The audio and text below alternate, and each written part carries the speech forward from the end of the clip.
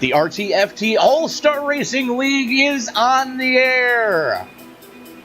Live from Myrtle Beach Speedway, it's the Xfinity Cars. Tony Trapasso up in the booth with you tonight, joined by, as always, with my partners in crime, Mr. Sam Cooper Bennett, Mr. Kevin Paskowitz. Gentlemen, how the hell are you? I'm not too bad. How are you doing tonight, Tony? If I was any happier, I'd need to be twins. Well, that's good to hear. Before we get underway, folks, it is with a heavy heart that I do need to bring to everyone's attention that this past weekend, the racing fraternity lost arguably one of the greatest open-wheel modified drivers in the history of ever. While on a private flight from Connecticut to the Tour Modified race up in New York, plane carrying NASCAR champion Ted Christopher did crash near the border of Connecticut and New York in a wooded area. Both Ted and the pilot succumbed to injuries, and we have lost Teddy Christopher. On behalf of Bofa Broadcasting, we do ask that you join us in a moment of silence and send your thoughts and prayers out to the entire Christopher family.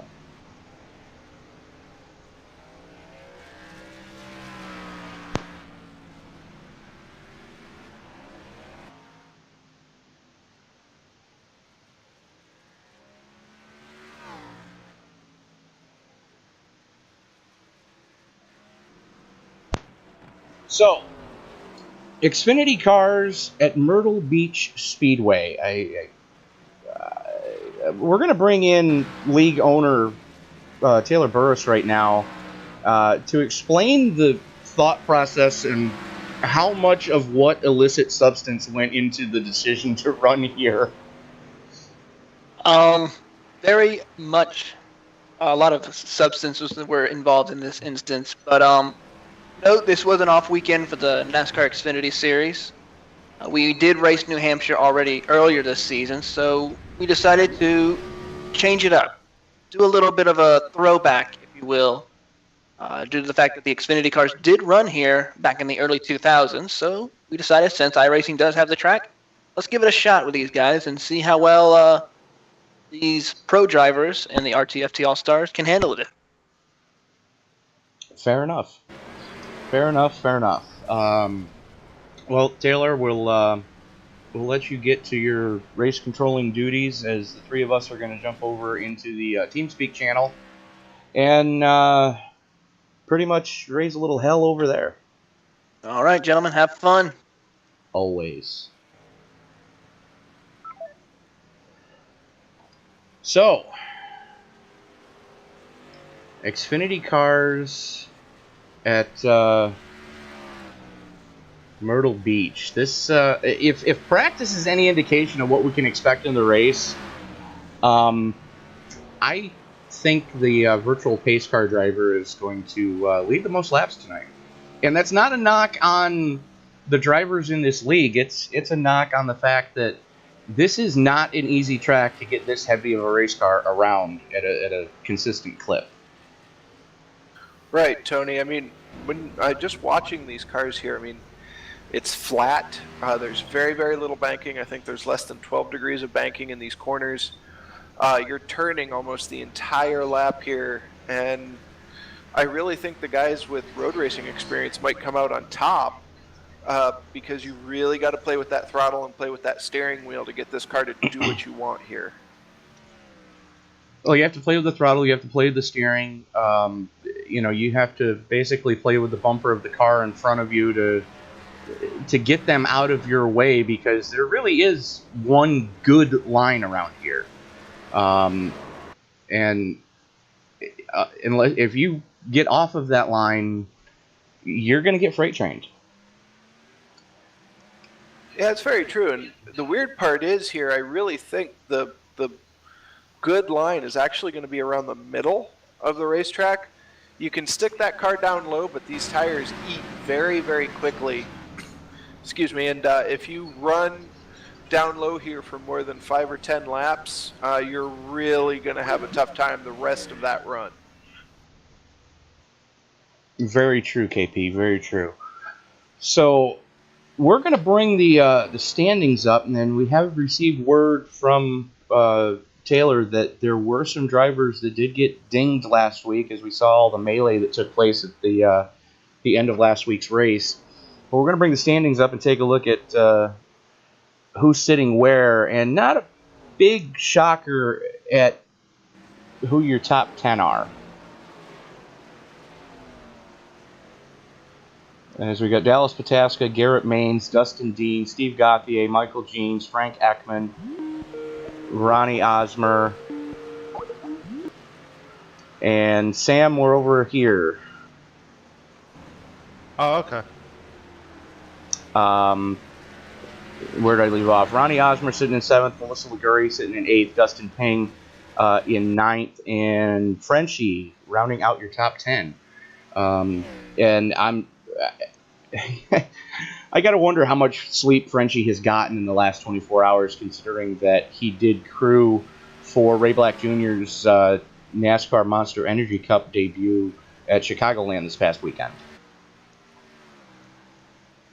Yeah, I mean, it was surprising enough to see Ray Black out there this weekend. Even more surprising that he's not here tonight. I mean, yeah, he got into a bit of trouble last week yet again, but he's on his way. Want to be out there using his might around the South Carolina coast track. He is he is on his way.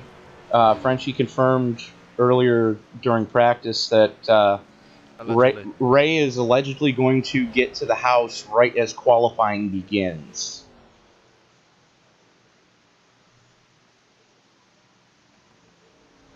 So, 0 practice on a track that probably hasn't run a ton of laps on to begin with, in a setup that we've watched people basically commit suicide on the pit-in wall, try to knock down the turn 4 wall, try to knock down the turn 2 wall, try to knock down each other. Yeah, what could possibly go wrong? Well, Ray does have, I do believe he comes from a short track background, so who knows, but it is definitely going to be an interesting race all the way around, as a lot of drivers are struggling right now. Channel timed out. As we lose Sam momentarily, he'll be back with us in a couple seconds here, folks. But as we watch Ronnie Osmer spin one through the grass, go ahead, Katie. Sorry, go ahead, Tony. No, it's all you. I was going to say, I do know that this is not a great setup for this car at this track, because if Ronnie's having trouble, he's arguably one of the best short track racers out there, young short track racers coming up right now. And if he's having trouble here, then it's going to be interesting. Very much so. And, the other thing I was about to say was, if you do like the action that you're seeing on the track tonight, go ahead and be sure to give us a thumbs up, subscribe, and if you want to join in the action, go ahead and drop a comment below with your iRacing screen name, and we'll be sure to pass it along to Taylor and get you added to the Sunday Night AM series. As Osmer spins it down the backstretch. I can see this race being a very difficult one for everybody involved tonight. We have a Ray Black Jr. sighting. He has just connected. Yes, I did see that. And the other thing I would like to point out, we're here for 200 laps. Let that sink in for a moment. So you guys aren't doing anything tomorrow? Yeah. I'm not getting any sleep tonight. That's kind of where I see it. Looks like we're going to have 17 cars, though, unless we have one or two more last-minute joins. It looks like 17 cars are going to be out on track. And that's probably about a good number for this place. Not a lot of room, not very many places to go, so it's a good thing that we're not seeing a full field tonight. Right, and I don't think it would be a wise choice to try to run, like 42 cars around here, because I just see that ending very poorly, very quickly. I've been in a modified race that had, I think it was 25 in it here, and we did very well, but the modified is built for tracks like Myrtle Beach, whereas these Cup cars or these Xfinity Cup cars definitely are not. True story. If history is to be believed, I mean, these cars, well, not these exact cars, but the previous generation of Xfinity cars actually ran here competitively and successfully in the early 2000s, so there's no reason to see why they can't do it again tonight. Well, I would also like to point out, Sam, that they don't run here anymore. And generally, when they do that, there's a reason for it. And I can tell you right now, I've been to Myrtle Beach Speedway in real life, and it's not because the facilities are not up to par. Yeah, it's actually one of the little-known facts about Myrtle Beach Speedway is it was Dale Earnhardt Jr.'s NASCAR debut, and it was the Busch Series at the time, but current day Xfinity Series. He started his first ever race at Myrtle Beach. Yes, he did. Good bit of trivia from our trivia guru, Mr. Kevin Paskowitz. Every Wednesday night he's there.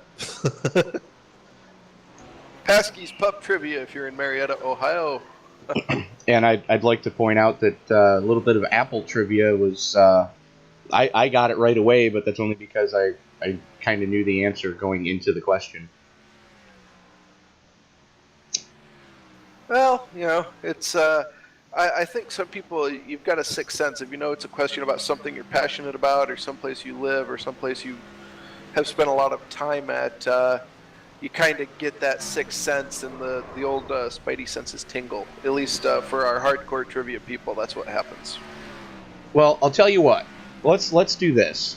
KP, why don't you ask the question right now, and those who are watching live, go ahead and put your answer in the live chat comments next to the screen here, and we'll see if anybody can get the right answer who's not got the inside track, so to speak, on the answer. That was an awesome segue into a fan interaction opportunity. Yes. So the question is, Washington State produces the most apples in the United States with 58% of the apple harvest. Second on that list with 11% of the annual harvest. You guys know I'm British, right? I'll never get that answer. Well, Sam, all I can say is you know me, you know Tony, we have something in common. That might be the answer. Okay, yeah. That might help you.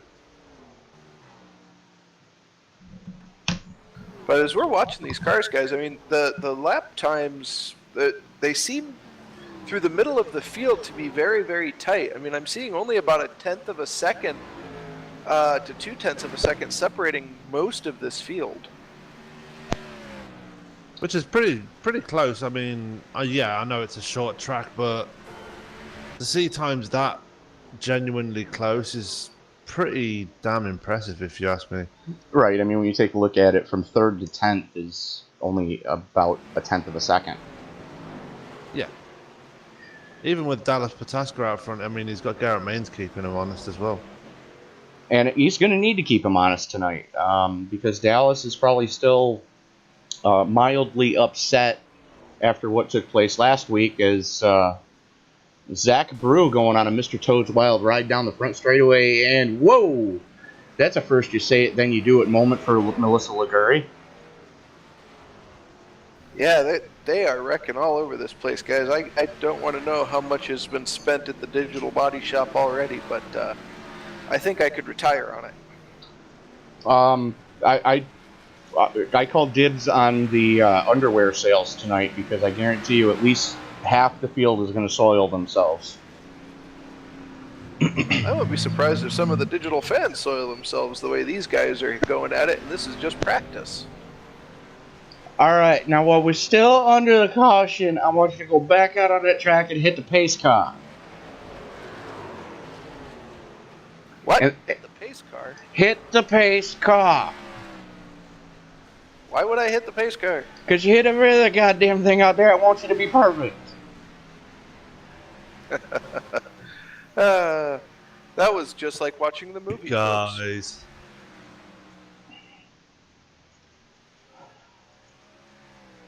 So let's see how we're doing with answers.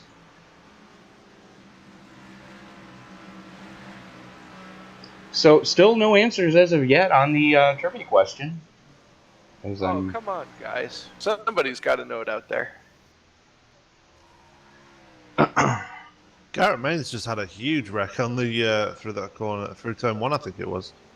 Yeah, I just saw that. Garrett Maines, it looked like he just lost it. And there was a car parked at the bottom of the racetrack, and that was a big old tank slapper there. That's one way to put it. Speaking of tank slappers, am I the only one that hopes that they let us run everything when Rallycross comes out? Like every car is eligible for the Rallycross courses? That would be fun. I think it might be interesting to try and take an Indy car over one of those jumps. Well, I was thinking more along the lines of like the Lotus 49. Just because. Yeah. You know, because reasons. Yeah.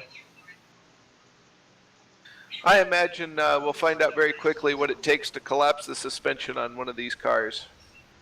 My guess would be the Joker lap. Probably. There's one true rallycross track I want to see out there. Which one is that, Sam? Liddon Hill. Yeah, that would be that'd be a good one for them to scan. Or Hell. Yeah, you heard me right, guys and girls. There is an actual rallycross track out there called Hell, and it is I believe it's in Norway. Yes. Yeah. And if you get to race there, then you get to say that you've driven through hell. I actually have driven through hell. No, I've actually driven through hell because there is a Hell, Arizona. Yeah, and I've driven through it. There's a Hell, Michigan as well, and they take it quite literally whenever the city freezes because they always like to post Hell has frozen over. And because it's in Norway, then Hell usually does freeze over. So, is Hell ever thawed in Norway? No. You know, it's funny that we mention strange city names because I'd like to point out that along a certain corridor in the Commonwealth of Pennsylvania, there is Paradise, Intercourse, and Blue Balls, all in one little strip. I think they're all in the same county, if I'm not mistaken. They are, and they're within a half hour from the entrance of the first town to the exit of the last town. It's less than a half hour's drive. That's kind of like it's kind of like that town in Texas called Mianus. But yeah, I digress. And if anyone, and I'd like to point out that there. No, hold on. Going along those same lines, there is a quarry there, and would you like to know what they mine? What? It is the world's largest schist mine. Oh dear. Wait, Mianus, Texas mines schist. Yes. You can't make this stuff up. I'm fighting the urge to Google it right now. You cannot make this stuff up. It was one of those things that in earth science class or in high school, our teacher mentioned that to us, and it was like, really, dude? And next thing you know, everybody's in the library trying to find any information on the town, and like, holy shit, he's right.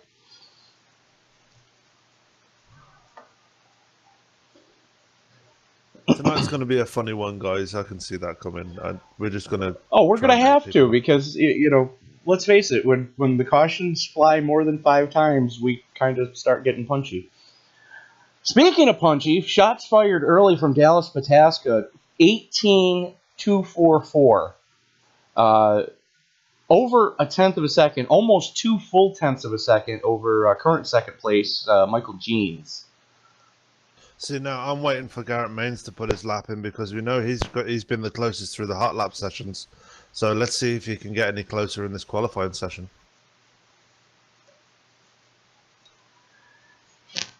Well, he's still hasn't laid one down.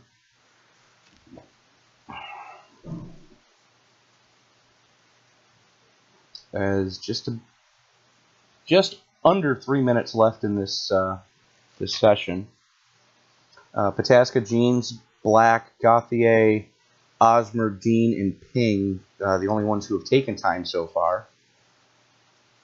Kind of makes me wonder if everybody else is just, you know, saying, F it, we're going to start towards the back of the pack and hope to survive.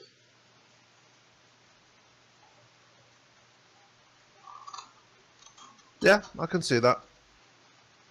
I mean, a track like this, I'm pretty sure starting at the back wouldn't be such a bad thing. I don't know. I mean, there are a lot of tracks where you can start in the back and kind of keep it nice and clean. Here is so short and so tight. I imagine if something happens in front of you, it's going to get back to you very, very quickly. Well, the thing is, with this track, there's virtually no place to hide. You know, it kind of reminds me of if South Boston and Southern National had a bastard child, it would be Myrtle Beach Speedway. Apart from the obviously the infield section of the tri-oval, that's probably the safest place to spin. But because there's still nowhere to hide around here at all.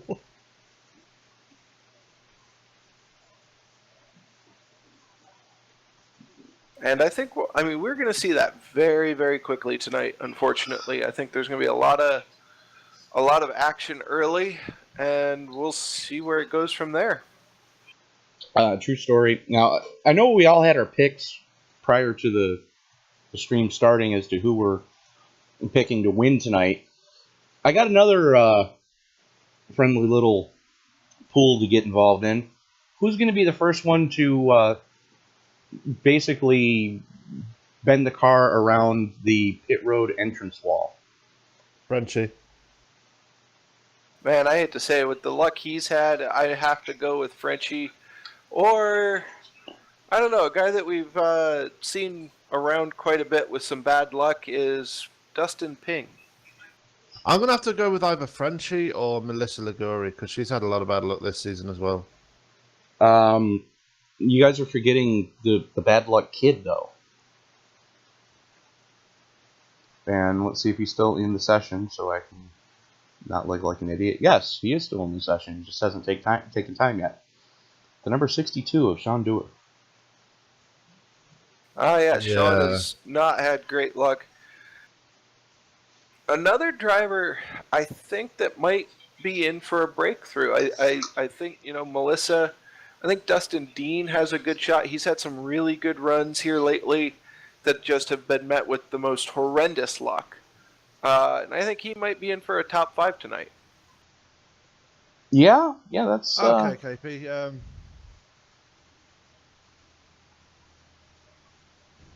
And Sam's mic just shut off. Okay, while they're all gridding up, KP. Mine? Yes. Can you hear me? What? Hello? Yes. Okay. It's right, I'm glitching out a bit. Sorry. That's okay. What's up, Sam? You had a question. Shall we call out the grid again like we did last week? Yes, sir. Okay, on the front row of the grid... Oh, well, on the front... On row 1, we have Dallas Pataska and Michael Jeans. Row 2, we have Ray Black Jr. and Steve Gauthier. 3 is Ronnie Osmer and Dustin Dean. Row 4 will be Melissa Liguri and Dustin Ping. Row 5 will be Butch Frazier. Last guy to take time with a 4-minute time. That can't be right. And rounding out the top 10 will be Garrett Maines. Take it away, KP. All right. Well, starting 11th, we're going to see Jonathan Medeiros, followed in 12th by Jose Pabon. Zach Brew's going to start 13th, followed by Frank Ekman, who will roll off in the 14th spot. 15th tonight, Sean Dewar. Expect something out of him. I think he's going to have a good night. And then David Bigger in 16th. And rounding out your starters, I believe in the 17th position, starting shotgun on the field, is going to be Francois Pelletier, or as we know him, Frenchie.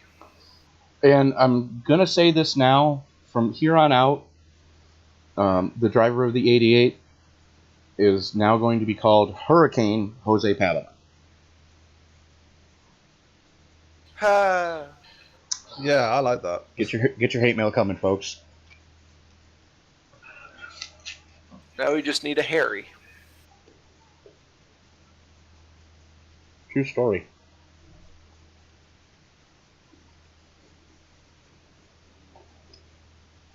.200 laps of scheduled distance tonight as the pace car starts to roll off. Sam, you had the segment breakdowns for us earlier. What was it? 50, 100 and checkers? Yep, 50 for the first stage, 50 for the second stage, and 100 to the end.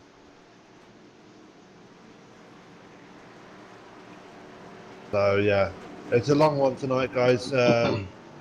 Grab your popcorn, grab your drinks, and just settle down and enjoy the show. I'm thinking much like a race at Darlington. These guys and gals are going to want to take tires as often as possible. Yeah, I have a feeling that the difference between new and even slightly used tires here is incredible. As the pace car is in.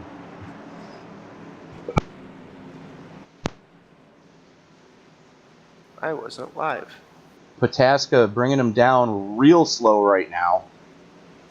Green flag, green flag. And Ray Black Jr. moves Dallas Pataska out of the way. Black Jr. to the inside. Pataska still protecting, getting a good arc. Ray Black Jr.'s got to deal with Michael Jeans on the high side right now. And that is your battle for second heating up, as Ray Black Jr. has the onslaught of two Blackadder Motorsports teammates fighting him for that number 2 spot. Yeah, Michael Jeans and Steve Gauthier, I can see they're trying to get that strategy going, that team strategy going early on in the race, but they've got Ray Black Jr. to deal with before they can get to Dallas Pataska. But while they're fighting Ray Black there, Dallas is just streaking away at the front. Over a 1/10 to the good right now. Yeah, he's moving, and he's moving quick, guys. I think he doesn't want anything to chance tonight. As Ray Black Jr. gets to clear at second place now. With the good thing, Oh, and we we've got a got one spinner on the around, back guys. fence. It's Melissa Liguri. Let's take a look at she's what already happened. towing. Yeah, that's never a good sign when you've got a tow this early. All right, so that didn't tell us anything. Let's go to the chase cam and see if that's gonna give us any more of a tattletale as to what took place. We do have a helmet cam as well if you want to use that. Oh, we're going to the chase cam to see if she had any help, and no, she was trying to keep it low with the car on her high side, and the car just did not want to stick. And she's already put it behind the wall as well, which is Oh, that's a shame. terrible look. That is definitely a shame. And it looks like only one taker coming down pit road other than Melissa this time, and that's going to be the 57 of David Bigger. Oh man, and I'm telling you guys, people, some of these drivers will practice at these tracks all week long, and to go out on what I think it's lap 6 or lap 5 It's just no good. Am I seeing Zach Brew's car properly?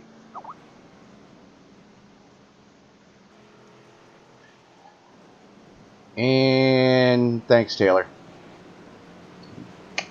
Anybody want to guess what I just did? What? Uh-oh. What'd you do?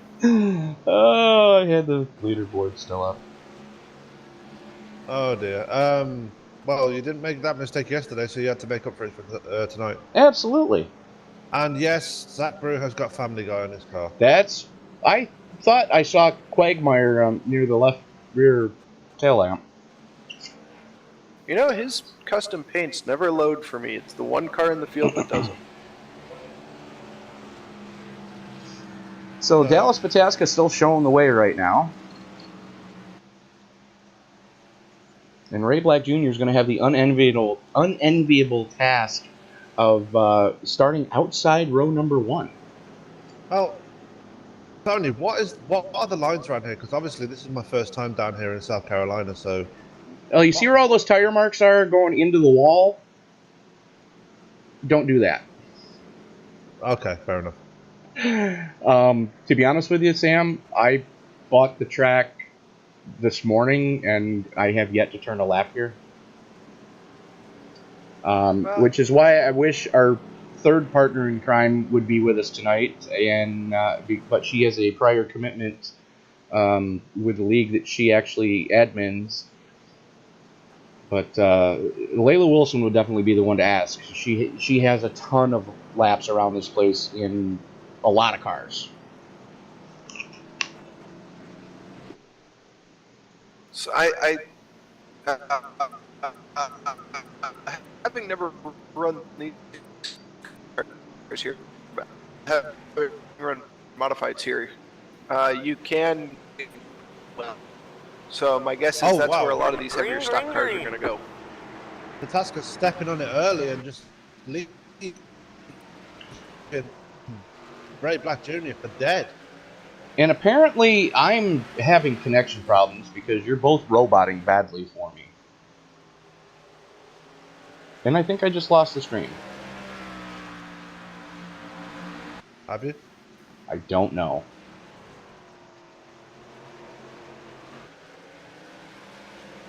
Ladies and gentlemen, I do want to apologize should that be the case right now.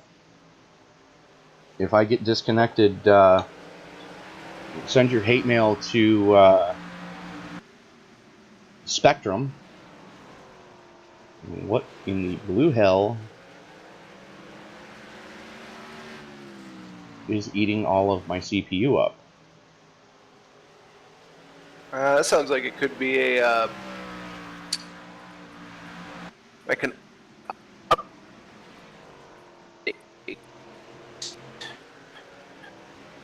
possibly.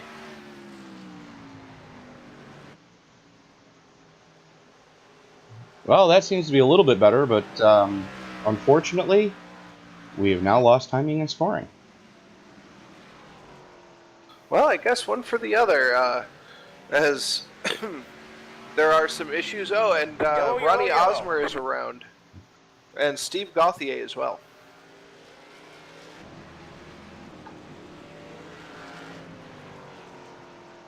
Yeah. And we had one person in the chat, Scorpios 9472. He said, liked and shared. Hope that helps bring in more people. So, Oh, come on. People sharing their support in the stream tonight. All right. Well, awesome to anyone out there watching and listening. We appreciate it. Well, ironically, Scorpios is actually my brother, so yeah. All right, so we're watching the replay of Osmer and Gauthier coming off of turn 2. Osmer just caught the rumble strips in the middle of 1 and 2, got it sideways, and Gauthier locked them down to try to avoid killing them. That took out, I believe they were running 3rd and 4th when that happened, Tony. They were. And they make contact as they both try to stay on the lead lap. And Gauthier gets caught behind the pace car. Man, some nights you have him good, some nights you have him bad. Just more bad luck for Steve Gauthier. He just seems like he's had one of the fastest cars the last 5 or 6 weeks and always has something go wrong. Well, how's that old saying go? Some days you're the dog, some days you're the fire hydrant. Well, our friend Mr. Gauthier, unfortunately, I think is one of the big industrial size fire hydrants because he's just got no luck. Yes. And from what I've been told, Officer Murphy does accept bribes. And guys, I'm looking back through the field. Excuse me, Francois Peltier looks like he has got considerable damage to that car, and I believe he's already a lap down. He is being shown a lap down, and yes, whatever he had hit did not move much. Man, gotta hate that. Frenchie, again, one of those drivers, has had some really, really good runs, some really good races, and just not the finishes to show for it. It just seems to be something little that explodes into something big every week. Yes.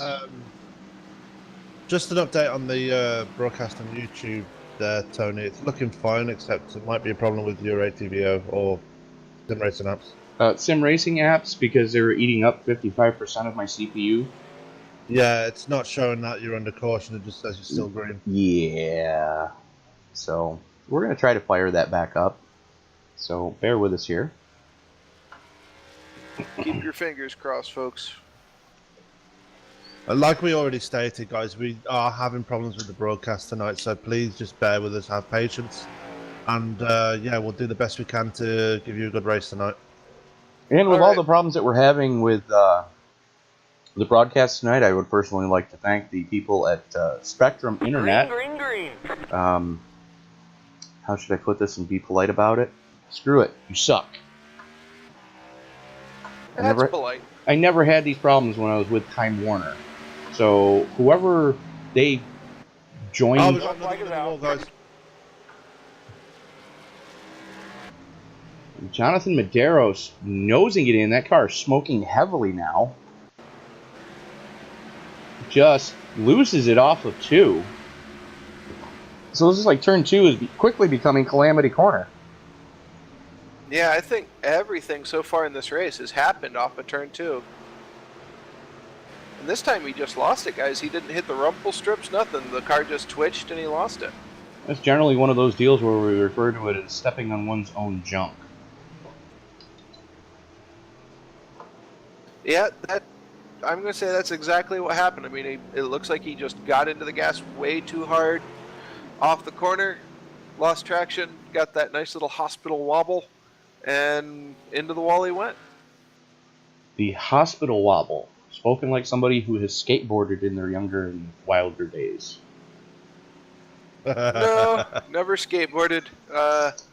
Played hockey and wrecked one too many race cars. I don't know if you guys have noticed, Garrett Maines has been slowly picking his way through the places. He's now up into the top 5 in P4. I see that. But the thing is, you know, he's gotten past some tough competition already, but he's got 3 of the toughest left in front of him, with Michael Jeans, Ray Black Jr., and Dallas Pataska in that order of cars he's going to need to get by.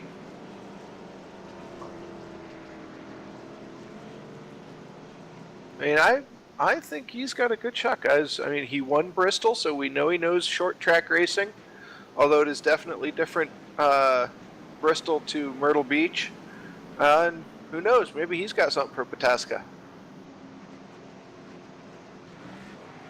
I'm thinking Ray Black Jr. might have something for him. If he can get a decent start on this next restart, he might actually be there with him, because he was a bit closer this time around when we had that last restart. Well, the other problem, too, is Ray Black Jr. is in the unenviable task of, and I've said this before, and I'll say it till the day I stop broadcasting, the absolute hardest spot to restart on any oval track is in second place on the outside of row number 1. Or in Ray's case, on the inside of row number 1, it looks like. Because I believe Dallas might be taking lane choice to the outside this time. So, guys, I'm on the listening inside. into race chatter here a little bit, and there seems to be some bickering between race control and some of the drivers. Potentially a threat between Ray Black Jr. and Garrett Maines towards wrecking one another if they get up alongside each other. I know how that feels to be on the receiving end of drivers complaining at race control, but I won't say any more than that. Well, here's the thing. We saw at the end of last week's race that there were a lot of controversial moves that took place. Green, green, green. And I'm not live. I am now. Nor am I. Oh boy. Get the popcorn out, kids. They're side by side. Yeah, and we had Sean Dewar who just put it in the wall but keeps it rolling. No caution. I think is Frenchie going slow in pit road as well? Is that what I can see? Frenchie's still Yes. trying to fix that car. So All right, we're guys. watching the battle for third right now on the stream. Garrett Maines in the 1, Ray Black Jr. in the 07, and the 07 goes around, gets it a little loose coming off a 4, and collects the 21 of Dustin Dean. Dean with absolutely nowhere to go there. Let's take a look and see what shenaniganry took place there. Ray just got it up into the gray stuff coming through 4, trying to give Garrett Maines plenty of room, and just cooked it. And for as hard as he was on the gas when he got clipped there, I'm really surprised he didn't hit anything. That little bit of infield there on the front stretch saved him. Well, I think the fact that Dustin Dean kind of killed some of his speed really helped not destroy that race car. A little crinkle in the fender where Dean hit him, but I'm thinking that may have saved Ray as opposed to it hurt, but it could have hurt worse had Dustin not been there. Yes, I mean, I'm going to say I'm looking at Ray Black Jr.'s car right now. I mean, it's just got a little bit of damage to that left rear fender. I'm seeing on the left front, so He managed to recover it well, actually, because all he did was have that big spin, and then it didn't hit the wall. He just had that contact with Dustin Dean, and that was it. So everybody else doing a really good job of getting around him as well, which is very good to see. as we see Jonathan Medeiros get the wave around and get back on the lead lap. That's going to put 15 cars back on the lead lap. Dallas Pataska continuing to show the way, leading every lap so far, currently working lap 31 of 200.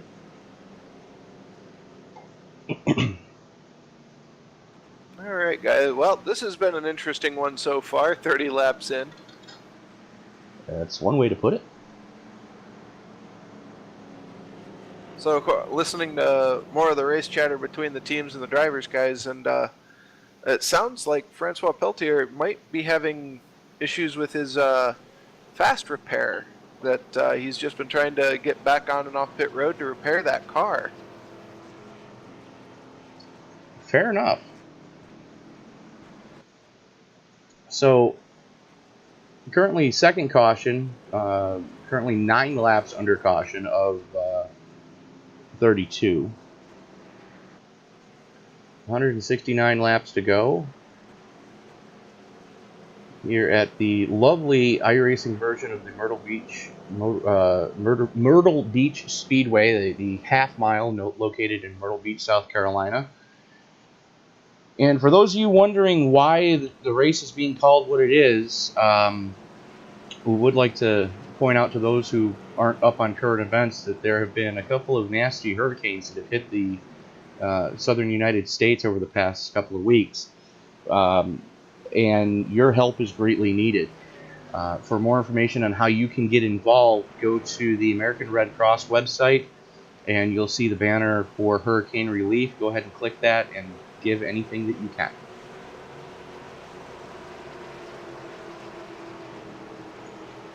As the pace car goes in. Let's see how Michael Jeans can react to Alice's restarts.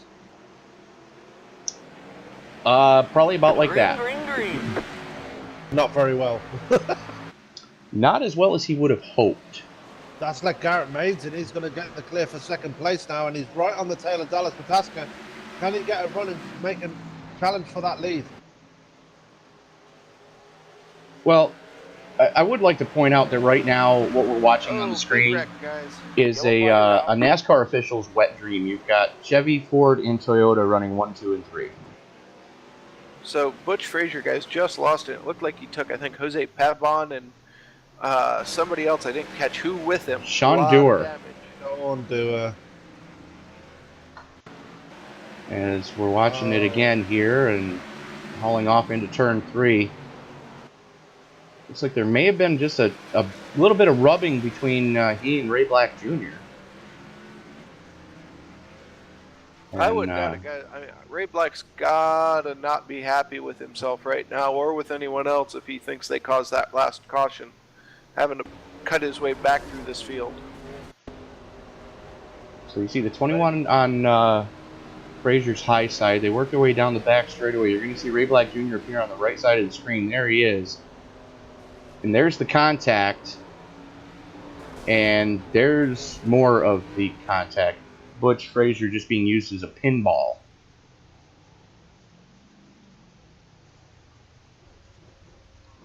Sean Dewar having absolutely no place to go, being a victim of circumstance, and that car is smoking worse than a Cheech and Chong concert.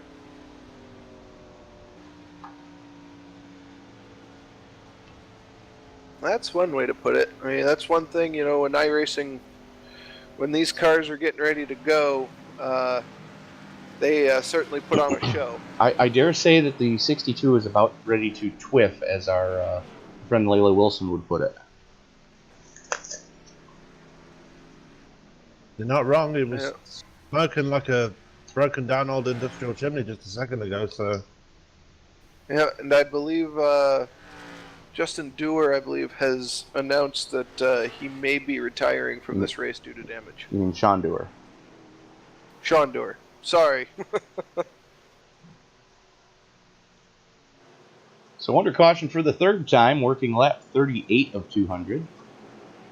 Dallas Pataska, Garrett Maines, Michael Jeans, Zach Brew, Ronnie Osmer, Dustin Ping, Steve Gauthier, Frank Ekman, Dustin Dean, and Ray Black Jr. back up into the number 10 spot.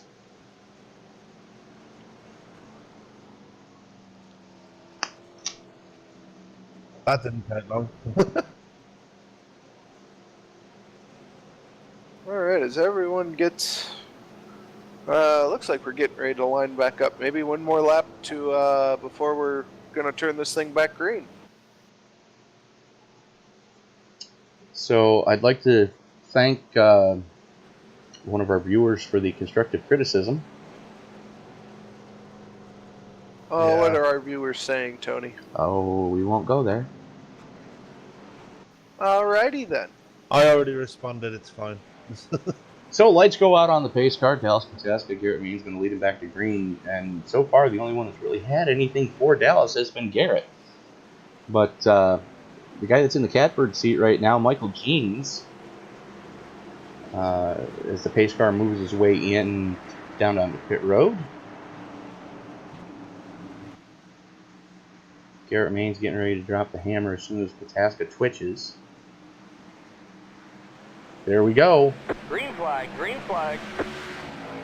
Michael Jeans asleep at the switch. Yeah, Garrett Maines actually split Dallas Pataska on this restart, and he's back all over his rear quarter panel right again. So Business is about to pick up. oh no, and the nine's going round and he's in the wall. Yellow flag is out. Dustin Ping Oh, is in the man. wall. Let's see what happened.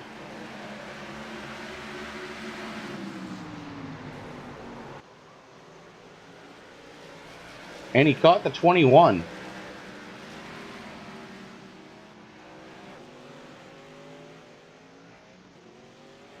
But Dustin Dean's not having the best of races tonight.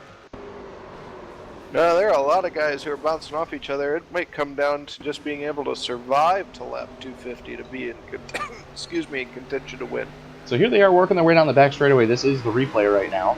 Let's see if there was a little bit of contact. Yep, there it goes. Snap, see you, bye. And the 21, Guys? Dustin Dean being a victim of circumstance there. I just want to draw your attention to the second, fourth and fifth in this pack right now. Both Fourth guys, and fifth. Ronnie Osmer and Zach Brew. Zach Brew is our biggest mover of the night so far. He started 13th. He's now up to P5. Mm-hmm. Ronnie Osmer's slowly stalking those leaders as well. So I'd be keeping an eye on those two throughout the race because they are slowly creeping their way forward as well. True story.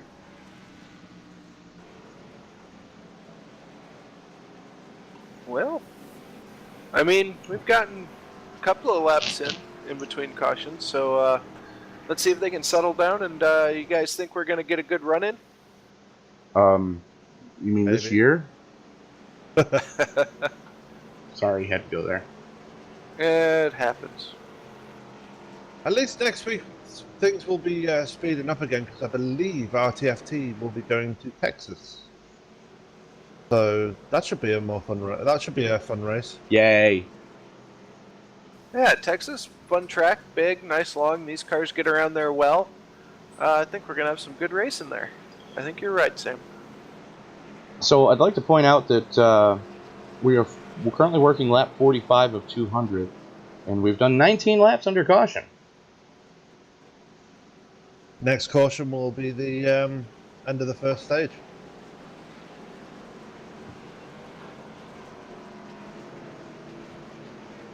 I really would hope that this would have been the end of the first stage, but it is what it is.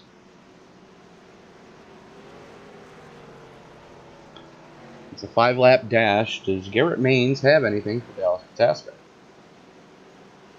He seems to be there or thereabouts every time that he's started right behind him. If the pace car pulls off again. The question is he going to move him if given the chance? I don't know, guys. Short track racing. I I didn't say mean to use the spin him, bumper. I just meant to rattle his Green, cage. green, green. Oh, I think here it goes. this time. He's got the position. Oh no! It's There it goes. Garrett Maines in the wall. The inside wall. But, I mean, overall, guys, he made contact, but that was not a bad save for Maines. That was that could have ended a whole lot more poorly than it did. And currently the battle for second right now, Ronnie Osmer on the top side, Michael Jeans to the inside. And you see a little bit of crinkle on the right front of Osmer's car. Osmer not afraid to bend some sheet metal in that thing. Oh no! He proved that at Darlington when he was constantly hitting the wall and still getting up there at the front. I'm still trying to figure out how that right side of that car had paint on it after Darlington. I'm not sure it did. I think it may have just been like an old ghost ad on the side of a An building. optical delusion?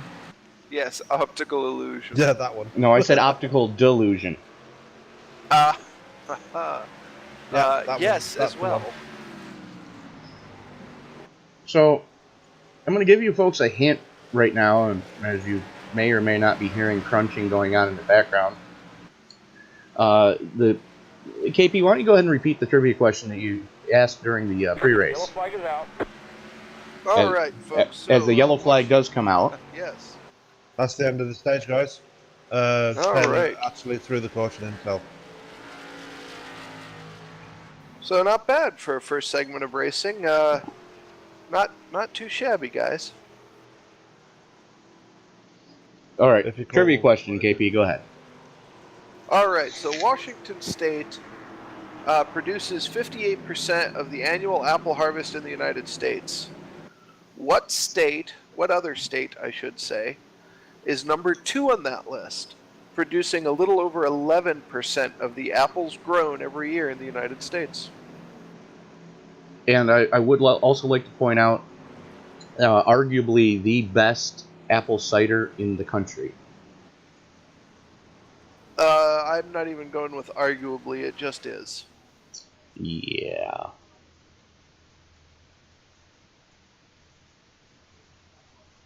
And I happen to be partaking in one of said state's apples right now. All right. Well, I'm jealous, man. The harvest is in early, and they are juicy as all get out because of all the rain we got this year. While you guys were talking about the trivia question, we've had a ton of cars go down pit road, most notably Dallas Pataska and Ronnie Osmer. Frank Heckman, Jonathan Medeiros, and David Biggett's decided to stay out. And that may come back to bite them quickly when we go back to green. Because Ekman has 54 laps on his stint, Medeiros with 17, and David Bigger with 11 laps on his stint. And I'm thinking the difference between the haves and the have-nots is going to be huge as Bigger takes it down pit side. I'm wondering if Bigger wasn't just gambling to possibly try and lead a lap and it didn't work out in his favor. Good possibility.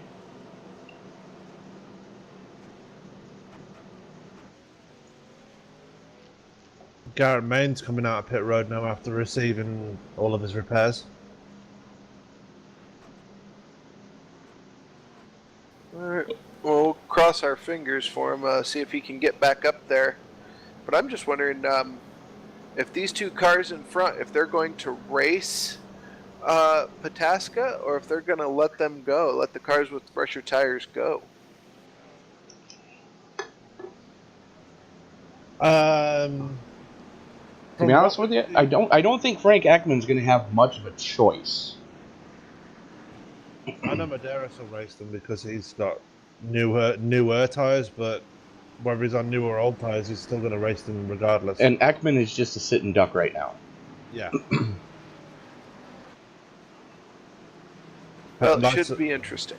Lights are off on the pace car. Fields working its way down the back straightaway. Let me make sure that I am live. We are. As they go into the 3-4 complex, Ekman going to bring him back to green. Hang on, we're not going green. Or not. Whoa, and a big stack up. Oh, as Osmer gets... Oh no! Pabon's on his roof! Oh. Who? Jose Pabon was on his roof. I was going to say that wasn't We're not Osmer. That going was green. Pabon goes over. Yeah, that's what I said. Oh, yeah, okay. Osmer did get a little bit of help there. Yeah, Pabon barrel rolls it. Dual barrel roll! Yeah, that was an accordion effect. I mean, they, right at the last second, did not throw... Or right at the last second, threw that caution flag again, and it stacked up everybody. That wasn't the league. That wasn't race control throwing the caution, though. That was iRacing throwing the caution, so... That's Very odd. strange. Yeah, it's very strange. Well, iRacing, since the newest update, has been... There have been some strange glitches in it. That's one way to put it.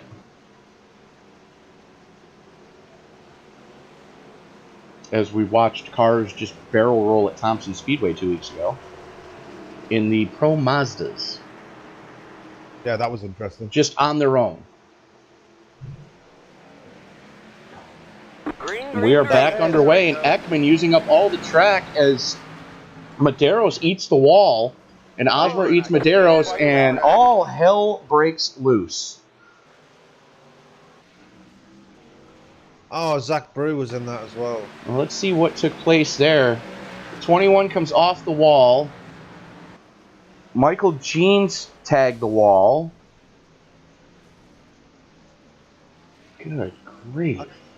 I can't help think that was instigated by Jonathan Medeiros restarting on old tires, hitting the wall and just creating that accordion effect behind him.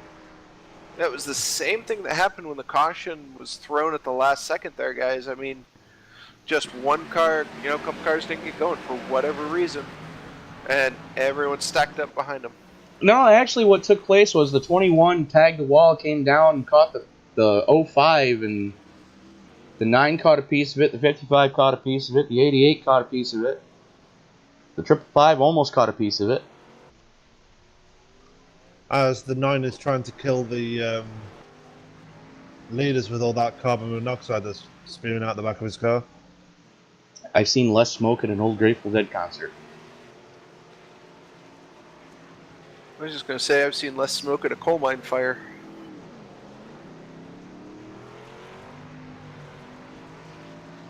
You're not wrong. Oh, bad jokes everywhere tonight. It's fun.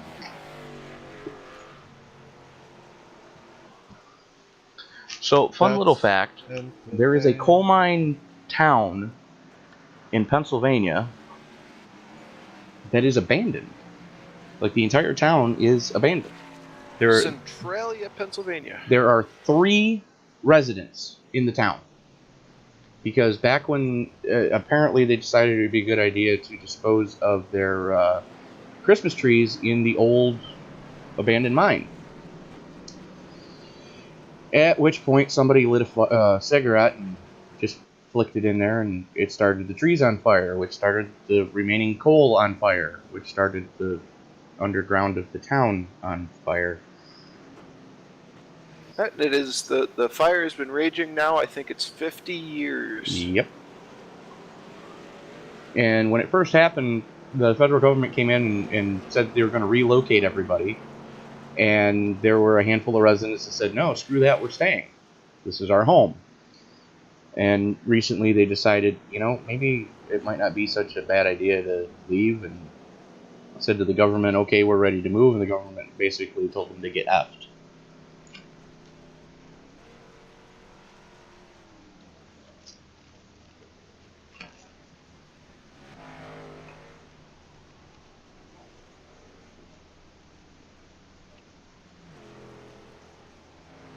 All right. Sorry, guys. I had to step away for a second. That's all right. We were quiet as well. Ray Black Jr. and Michael Jean's looking to get waiver rounds right now. That's going to put both of them back on the lead lap. Yeah. Well, ever since he spun there, Ray Black has kind of been a ping pong ball for a couple of these cautions. He's been bouncing off of cars as he tries to get back towards the front. Or Michael Jeans has been in a similar situation. I still can't help but think that Frank Ekman is virtually a sitting duck right now. He will be on this restart because he's got Dallas Patasco right on his outside this time. But wow, but he launches. Green. Look at Ronnie Osborne. And I'm not live. He just Now I left am. Jonathan Medeiros for dead. That's what fresh tires will do. Yeah, now it's Ekman trying to hold off Pataska and Osmer, who are both going to be right down his tailpipe. As he's not able to keep that low side going, trying to keep it wound up on the high side, but that's not the preferred line through the corner here. And you'd think that Ronnie Osmer would have gone with Pataska there and made his move on Ekman, but Osmer's actually stayed stationary up until now, which has kind of lost him a bit of time to Pataska. And we have another lead change. Guess who's back? Dallas Pataska back to the front. Osmer's going to go with him to second. And I wonder if Osmer's just trying to run around and conserve that car, trying not to get any more damage on it. That's what it appears to be. Coming back as well. Garrett Main's on the move as well. As Ekman loses another spot. Or does he? Oop, There it I was goes. going to say, like, he could fight it, but I don't think it's a fight he's going to win.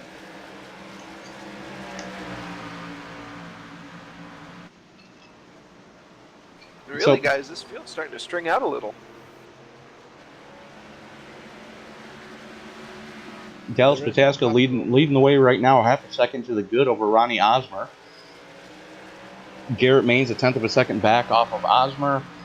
We just watched Ekman lose another spot.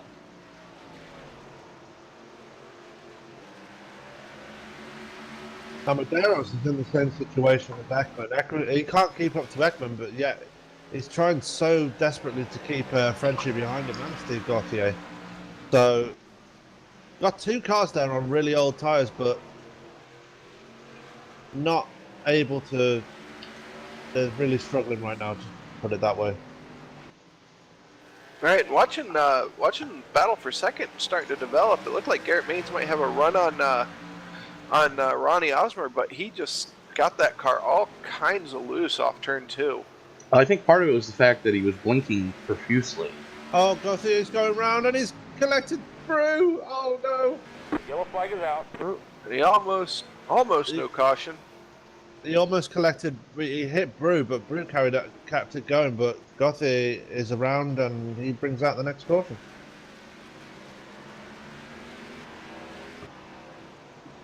Oh, that was fun. Oh, let's see what happened here. Yeah, hate mail coming to Kevin Paskowitz, care of Ohio, saying that the cars were getting all settled down now. True story. Yeah, I didn't call that one right, guys. Sorry. And you screwed up the French connection. With Gastier and Pelletier were running nose to tail, reeling in Jonathan Medeiros. Yeah. So the question is, if you're Frank Ekman with 75 And laps watch on it, your guys. tires, do you pit right now? I would. Yeah, if he's trying to double stint those to get to the second, I mean, we're still 25 to go or so, or the end of this segment. That's going to be a long time on these tires with this setup. He might be trying to see what's going to happen should he just decide to make this a one-stop race. Oh, I don't know if you guys noticed, but Dustin Dean has put his car behind the wall. He's our third retirement of the night. 10 laps down. Jose Pabon behind the or in the pits right now. As we've got a few cars still blinking pretty heavily. To be fair, I'm surprised Jose Pabon's car is still running after rolling it a few laps ago. Yeah, he ended up, I think not only did he roll it, but I think he hit the pit wall on the roof of that car, so the fact that He he's did. even trying to get it repaired.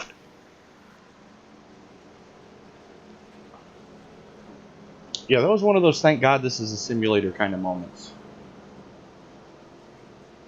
Oh yeah, we had one of those. I think it was Steve Gauthier in practice caught a car just right and gripped the wall, and he did his best. I think it was Kel Yarborough impersonation from all those years ago at Daytona.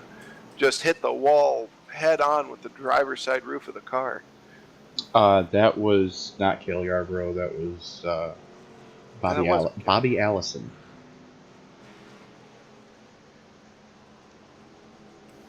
Okay, it looks like we're 1 to green.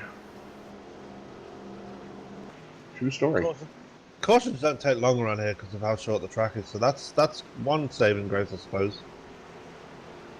True. Though we are 7 cautions into this event.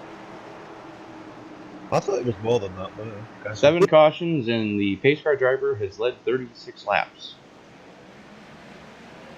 Green, green, green. Oh, Osmer getting all sorts of crossed up. Osmer's in the wall. That was just way too much gas for that part of the track, guys. Yep. As he's now dealing with Frenchia to his inside.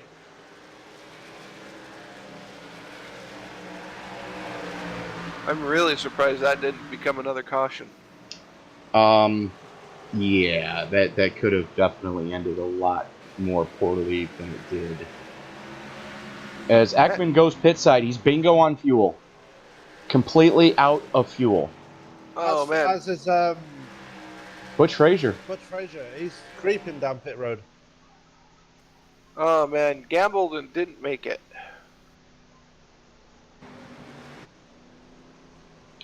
And Osmer's So that answers the question. Even with 7 cautions, there's still only 81 laps of or 80 laps of fuel in the car. That's really surprising, guys. I would have figured a track like this, it would have been a lot more. Well, no, you got to figure as much as you're having to feather the throttle through the sweeping corners that are here. This is true. This is definitely not a track that I guess would say gives you a chance to relax. Relax when you're dead. But in the meantime, speaking of quite alive, Dallas Pataska, Garrett Maines, their battle for the win right now is still quite alive.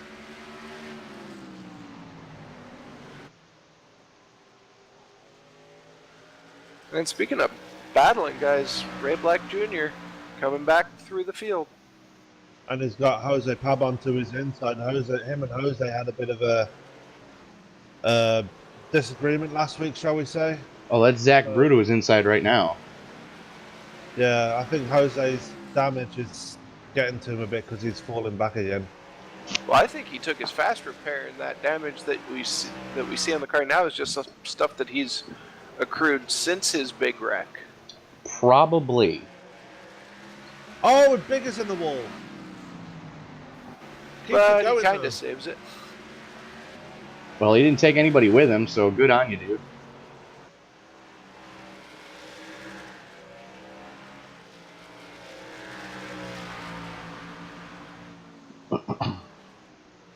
That's one of the best end. Oh, sorry. Go ahead, Sam. Yeah, Biggest car's looking extremely screwed up right now after that. Yeah, I mean, what I was gonna say, that's one of the worst feelings. Worst slash best feelings is when you start to get the car that sideways at a track. You drag that right rear fender up against the wall and you brush the wall. Oh, it's Pabon again into the wall hard. He had to come in together with Zach Brew by the looks of things. Well, let's go to the replay. See Pabon on the inside, Brew on the outside, and it looks like Pabon's spotter guessed wrong as he just went up into Brew. Let's go to a chase cam on that one and see what took place. Doesn't have the clear and just tried to come up, and Brew was there and snap. See you, bye.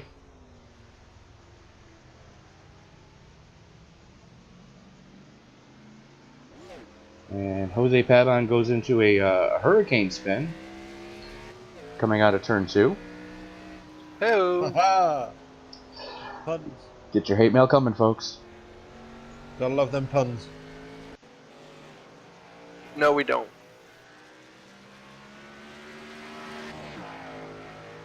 Oh, man. What's the matter, KP? You don't want to take pun in hand and join in the fun? Garrett Maines has been down pit road, so he must have some kind of strategy going. I was going to say, well, 9 laps roughly to the end of the stage, so I don't know, maybe he's not planning on pit this next time. It's a possibility. Good possibility.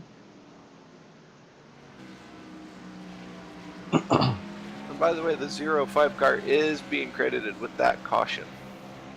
I'm not sure what race control was watching, but okay. Yeah, I don't know. Handed down from race control, caution credit will go to the 05.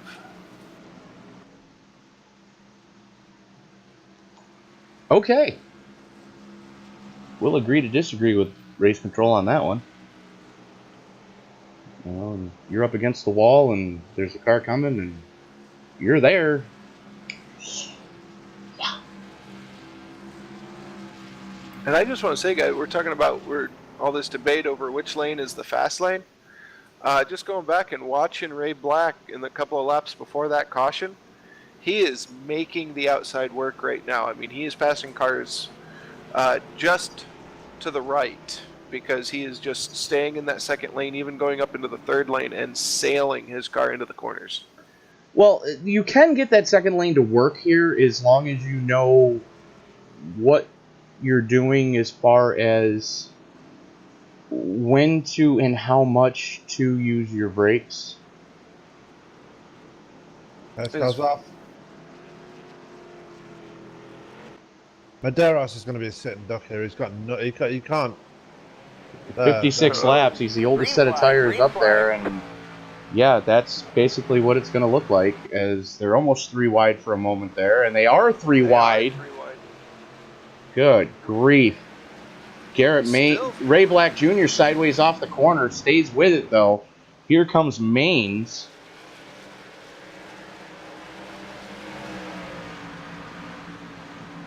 Oh, that goes. Oh no, Maine's got a bit sideways going through there. It almost just killed Ronnie Osmer. Yeah, Rosmer was just basically in the wrong place at the wrong time there, and That was definitely a Just- first you say it, then you do it kind of moment. I think your prediction was correct about wanting to be a clean underwear salesman, Tony. I told you. yeah, I think I need a new pair right now. So Dallas Pataska with a half a second to the good. Michael Jeans with 7/10 to the good. And the battle right now is for third. Osma finally getting past Medeiros. Medeiros is a sitting duck right now for everybody out there. Yeah, he's a bit of a liability right now. It'll be interesting when Garrett Maines and Ray Black get to him. Well, they've got to stop racing with each other first.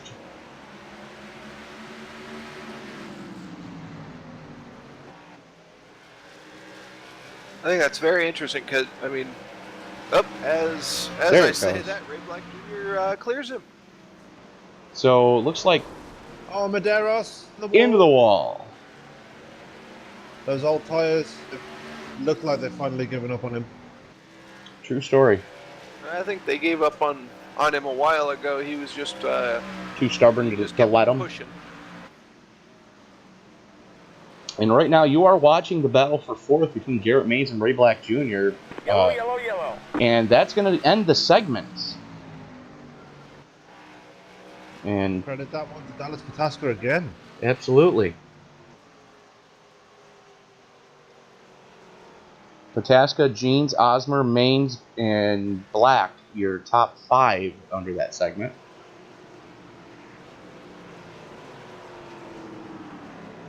All right, here they come onto pit road. Osmer stayed out. I think this has played into Garrett Maines' hands perfectly. I mean, pitting with 9 laps before the end of the stage, I think he may have pulled a fast one on Dallas right now.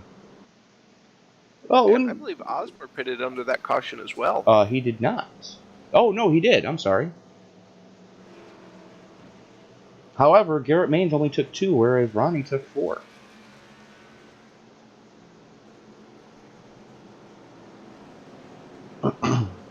Hey guys, I'm starting to feel good about my prediction.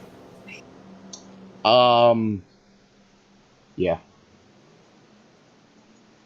Frank Heckman's back up there in 3rd place as well. No, he's not. Or is he laps down? He's laps down, bud. Okay. A I lap believe down. he pitted under I was green. Ronnie Osmer, Garrett Maines, Dallas Pataska, Michael Jeans, David Bigger, Dustin Ping, Ray Black Jr., Jonathan Medeiros, Francois Pelletier, and your last car on the lead lap in 9th. Frank Ekman, 2 laps down in 10th. And Dustin Ping is doing well to stay up there in the top 10, you know, considering he's already grenaded an engine tonight. Yes. And it's the worst feeling in the world knowing that you have to use your fast repair for that. Right, really, guys, still 14 cars in this race. I mean, we've only lost 3 cars so far in this event. Would like to point out that you got Frank Ekman, who is 2 laps down, Steve Gauthier 3 laps down, Zach Brew 3 laps down, Jose Pabon 6 laps down, Butch Frazier, the last car, still running at 7 laps down.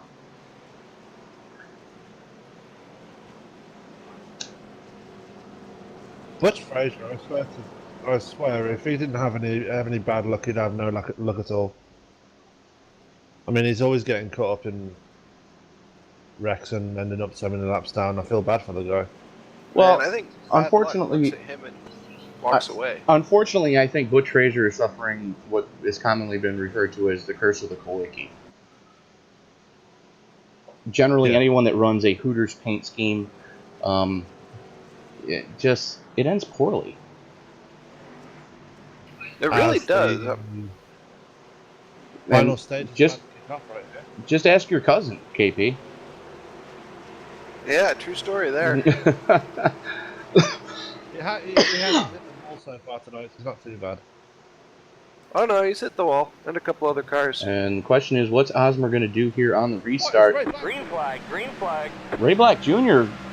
doing some crazy stuff. I can't see how he didn't get a black flag, guys.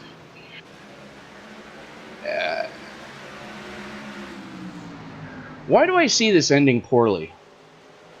Because it's going to end poorly. Very much. That would explain why. So the usual suspects running 1, 2, 3: Ronnie Osmer, Garrett Maines, and Dallas Pataska. Michael Jean sitting in fourth. Yellow flag is out. And there it goes. And Brew just grenaded an engine. Well, let's go to the replay there. Looked like Ping started to go around. And it looks like Ping had a lot of help from the 50. And Ray Black Jr. catches him, and so does Zach Brew, and that's going to end Brew's night, I think. Yes, I believe he's already used his fast repair. Yeah. It's a shame because there was one hell of a battle brewing at the front. There was one hell of a battle brewing for everything. Yeah. I was going to say, I don't know what happened on that restart, but I mean, Ray Black Jr. just jumping right up there and bottlenecked a lot of cars.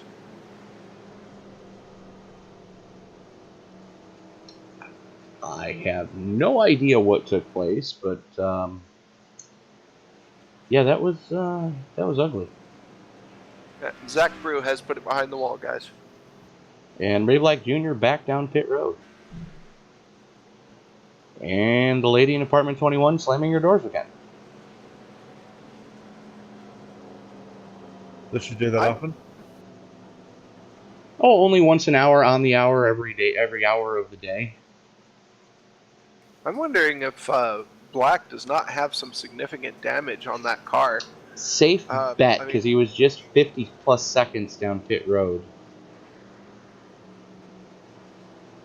And the race control has just credited that caution to the 50. I'm guessing you were just about to say that, KP. That's what I was going to say. Yes, Ekman definitely had a hand in helping that one initiate. Generally, we refer to that as an ARCA brake. And ironically enough, there's at least three drivers in the field who have ARCA development deals. That is strange. Irony, you are a cruel mistress. And one of which just happens to be showing the way right now. And he hates it. He hates it when I call it an ARCA brake. And I just want to let you guys know that was the second caution for Frank Ekman. He has been disqualified. All right. Well then. So that's going to move Steve Gauthier into the top 10. He's going to put Jose Pabon up a couple more spots. And it's going to put Butch Razier up a couple more spots. Like I said, survive and you might get a top 10 out of this one. Pace cars off. As we are back live, this is going to end poorly. Green flag, green flag.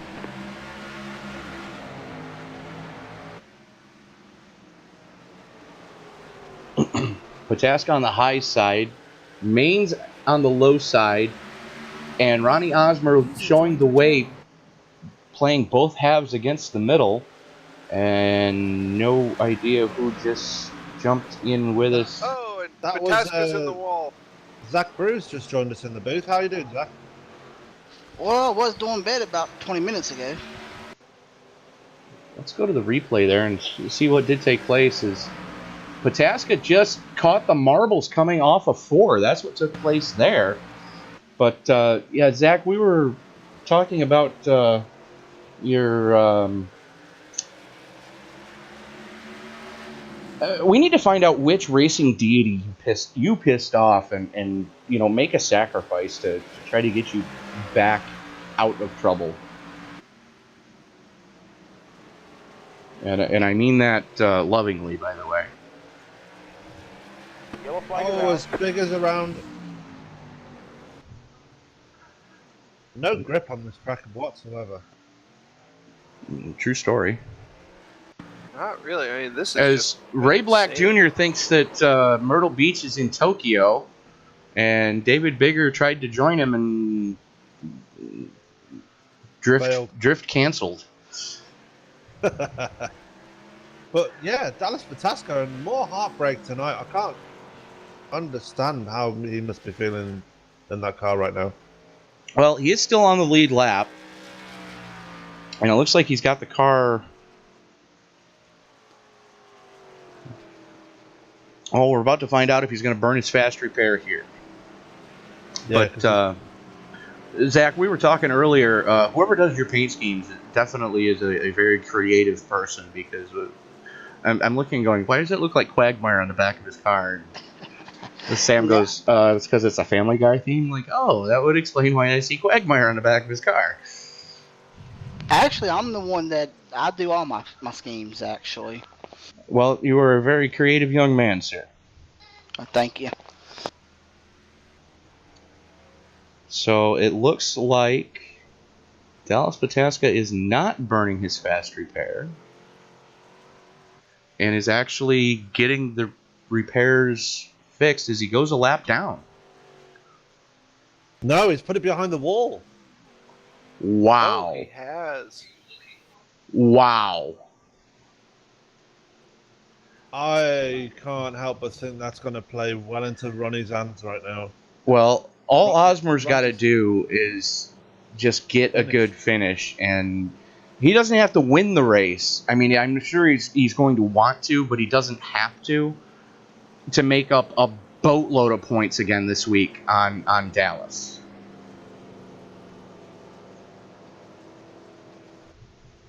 Now, I'm gonna say, guys. I mean, nobody other than Maines and to a lesser extent Osmer could even keep up with Pataska. So I think it'll be really interesting to see how this battle between Garrett Maines and Ronnie Osmer shapes up. Keep an eye on Frenchie. He's sitting back there in fourth, waiting for his chance.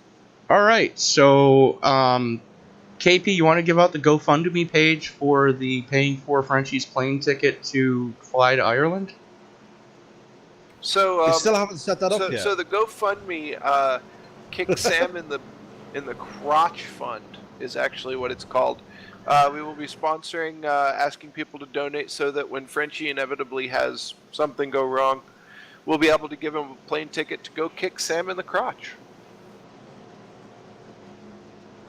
I'm surprised you still haven't set that up yet. It's being set up as we speak. I'm not sure if you can hear the clicking.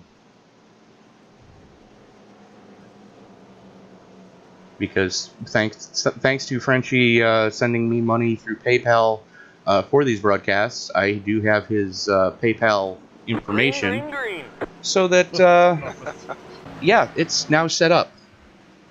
You're welcome. All right, folks. So if you want to see one of our drivers and league owner, Francois Pelletier. Oh, Osmer gets it sideways off of 2. Yes, he did. And Buddy saves it. That was an amazing save. But that just basically handed the lead over to Garrett Maines, who's now got a fight with Michael Jeans. Those two are half a second to the good over Frenchie. As Fight with his the teammate. I was going to say, as the teammates battle it out for third. I'm gonna say, guys, I think Ronnie just got a little bit overreactive there, and as we say, stepped. And on there his- goes Ray Black Jr. getting it sideways and into the wall. Yellow. Oh, he almost had it saved. Almost had it collected back up. But we've seen it all night. The low line coming off the corner, there's no grip down there. There's no rubber, and if you get, the left side tires out of where the rubber is built up coming off the corner, you're gonna have problems. And I believe that's going to end Ray Black's night tonight, because I think he's already used his fast repairs, unfortunately. So Well, he could get some optional repairs done under the caution. You know, play the let's go down pit road 6 or 7 times game and see how that works out for him as we watch him go down pit road this time. But, you know, the question is right now, we have, I believe, 75 to go. Yeah, 75 laps to go. And we know that you're right about maxed out to make it from here on fuel. The tires are going to give up, but you can almost make it from here on fuel. The question is, when do you make your money stop? That's a good question because so few cars left in this race. I got to think that cautions are going to be coming less and less regularly. And we get a very long run. You get stuck having to pit here under green. well, You know, that's a minimum of 2, if not 3 laps you're going to lose. Well, I want to point out that there's currently only 11 cars still running. As Zach Brew is in the booth with us right now, as his team, or we can watch him right now in the garage just thrashing away at the 05, trying to repair what damage they can. Cannonball. Yeah, don't laugh. I've done that before. Yes. Ronnie Osmer playing the strategy game though, guys. He's already taken it down pit road. Ray Black going back down pit road. Jose Pabon going back down pit road. Sorry, Zach. What were you about to say before I cut you off? No, it's just the past 2 weeks. It's been rough. I believe you guys are at Texas this week, right? Oh, sorry, what was that? Texas next week, correct? Yeah. What are your thoughts about going to the Lone Star State? I mean, it's one of my favorite tracks. It really is. I always enjoy going to it. Fair enough. As the lights go out on the pace car, Garrett Maines, Michael Jeans, Jose Medeiros, Francois Pelletier, Dustin Ping, David Bigger, Ronnie Osmer, Ray Black Jr. in 8th, the last car on the lead lap. Steve Gauthier 2 laps down, Jose Pabon 6 down, and Butch Frazier, the last car, still running at 7 laps down. The pace car is in, and here we go. Green, green, green. My French is getting a bit out of shape on that restart. That's how he managed to not make any ground out on Michael Jeans, but he's making ground now. As Jeans is into the wall. Oh no! Just Keeps it going though. caught the marbles coming off of 2, giving Frenchie plenty of room. Frenchie was giving him plenty of room, and Oh, Reckon coming off Yellow the flag 4. is out. there it is. Oh, Steve Gauthier. Well, let's take a look at what happened to Steve there. I don't think he hit anything, guys. Yeah, he did. He hit the wall. No, you're right. He didn't hit anything other than the grass. Well, we really have to tell these guys that they've already mowed down there. I think the track crew here doesn't need any help. So I really don't envy Michael Jeans right now because so far 4 of his cars have found the grass tonight, and the resodding process here in South Carolina is rather extensive. The way that they make them do that. Well, I can't understand why they've just cut the grass because they're going to get battered by a big storm anyway, so it's just going to get damaged again. And guys, that was Steve Gauthier's second caution. He has been disqualified. Ouch. And I say, this new rule that Taylor's come up with, and they bring out 2 cautions, disqualifying is probably one of the best rules that we've came up with this year. I can tell you where he got it from, if you really want me to. We kind of gave him that idea. The IndyCar League that the 3 of us have been running with for the past over a year now has been doing that since race 6 of season 1, when we decided that 22 incident points is too much. If you bring out 2 cautions, F you, park it. And we surprisingly have very few problems with it. No, we have a problem with the other new rule, but we won't go there because we finally have our race controller from last night mildly calmed down after the dumpster fire that was the DW12 Las Vegas race. It wasn't that bad until Hi, about Sam. 14 to go. Oh, you mean when you got dumped while running in second? I'm still salty about that. Yeah. But we look on the Well- bright side there. My teammate running there in second place. Yes, absolutely. So you got to be proud of Frenchie for holding down the fort right now. Definitely doing the Gold Cube team proud. Although I do find it odd that everyone on your team is running a different make of car. That's not something you see normally. It's to their own, I suppose. Oh yeah, no, I mean I get that. It's just it's odd because normally teams run the same make. As the lights go out on the pace car, Garrett Maines, Francois Pelletier, Jonathan Medeiros, David Bigger, Ronnie Osmer, Ray Black Jr., Michael Jeans, and Dustin Ping in 8th, currently the last car on the lead lap. Jose Pabon -5, Steve Gauthier -6, who's now been parked for the duration. Green flag. And Butch Frazier is going to make up some ground tonight.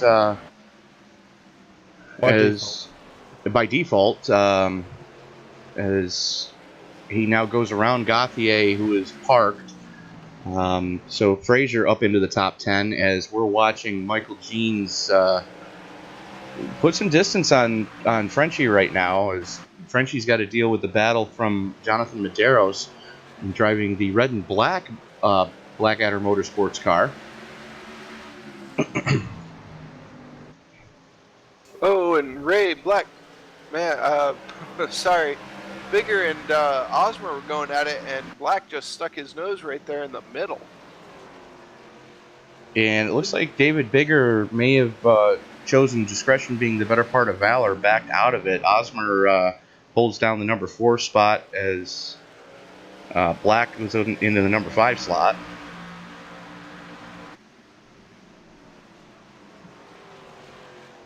Judging by the way Ray Black is driving right now, he looks extremely pissed off in that car. Oh, and Bigger's in the wall, it's big Yellow, time. yellow. And Ping's in it again, and Grenade's in the engine. And that's probably going to do it for Dustin Ping. As we watch the replay here, just catches those rumble strips, gets into the loose stuff coming off of 4. Ping with nowhere to go. Just doors him. Yeah, thank God this isn't him though, because Bigger hit that outside wall head on. Yes, he did. Hit the outside wall head on, came back down, and Dustin Ping just nowhere to go. And yeah, that car is smoking worse than a government mule concert. Oh. And David Bigger has been disqualified because that was his second caution. That was his second caution, which means now 7 cars left on the lead lap. Fraser getting the lucky dog. The question is, can Dustin Ping get that car fixed? It's up on the jack stands. I don't know. It has stopped smoking, so he's either twiffed the engine or he's used a fast repair. Still sitting on pit road. I am pretty certain he used his fast repair already, so I'm guessing that he might be done. Yeah, that's I'm optional repairs happening right now as he's now past a minute on pit road. He's going to be sitting there for the last quarter of this race, I'm afraid. True story. As we are currently 58 to go. Michael Jean's now the last car on the lead lap in 6th. From the it seemed like a bad idea at the time, but we did it anyways category. You were watching the RTFT Pro or All-Star Pro Series live from the iRacing Myrtle Beach Speedway using the Xfinity car here in iRacing.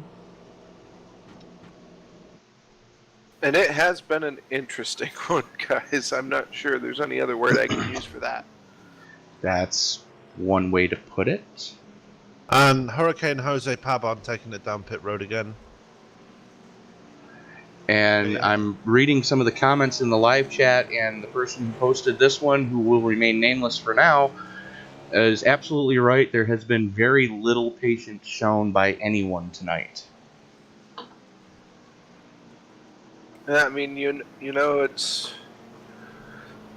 hard to explain. You have a lot of guys who think that they have to go for it every position now, and they don't understand that, you know, positions can come in 10, 15, 20 laps, not, you know, first corner.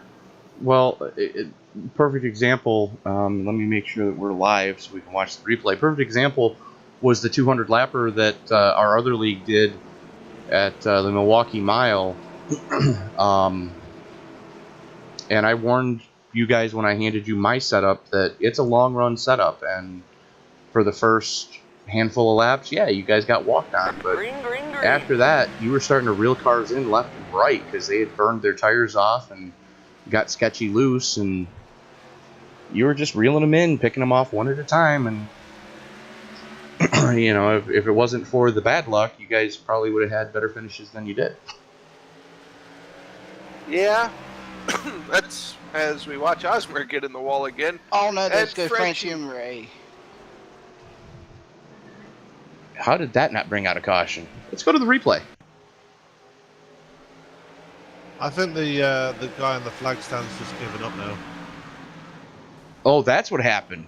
Medeiros got into Frenchie, and here they are coming off of 4. Oh no, and Pabon's hitting now, and they're both around, and French is around again. And that's, yeah, Medeiros just basically used up Frenchie going into 1. That is the best way I've heard that. I mean, Go watch the replay. He completely used him up. I mean, that was the epitome of an ARCA break. So, folks, if you want to pay, donate money to see Frenchie kick Sam in the crotch, Absolutely. there is a PayPal set up. No. It's a GoFundMe. I'm sorry, GoFundMe. But we are raising funds so that Frenchie can go kick Sam for all of the bad luck. It seems like every time Sam mentions Frenchie's doing well, this happens. And I would like to know, just state right now that if Frenchie does take a size 10.5 work boot, I have a brand new Rocky with a composite toe that I'm willing to donate for the trip. Oh come on, he's only going to kick me in the nuts. He's not going to completely ruin my chances of fatherhood. I stand by my offer. And I've got a GoPro that I'm sending over to film it. All right. Well, I mean, here we are thinking that we've got to set up a GoFundMe page. I'm sure if Frenchie wanted to, he could just say, "Hey Ray, I need to borrow the jet." that is quite possible. Although we can use the GoFundMe to cover the cost of the jet fuel to get him over there. Hey, now that's an idea. There we go. Now we're thinking. That's a lot of kerosene. Yes, it is. So right now we're watching the teammates battle it out for second. Jonathan Medeiros leading team owner Michael Jeans. And guys, I'm wondering. Go ahead. Go ahead. You know, I was just going to say Garrett Maines is 2.5 up the road, but he still has to make his money stop. And I don't think Ronnie Osmer has to because he pitted just before the last caution. Osmer is 29 laps into this stint, so yes, he could make it from here. Could. So, I mean, and I'm starting to wonder if we're going to have another caution.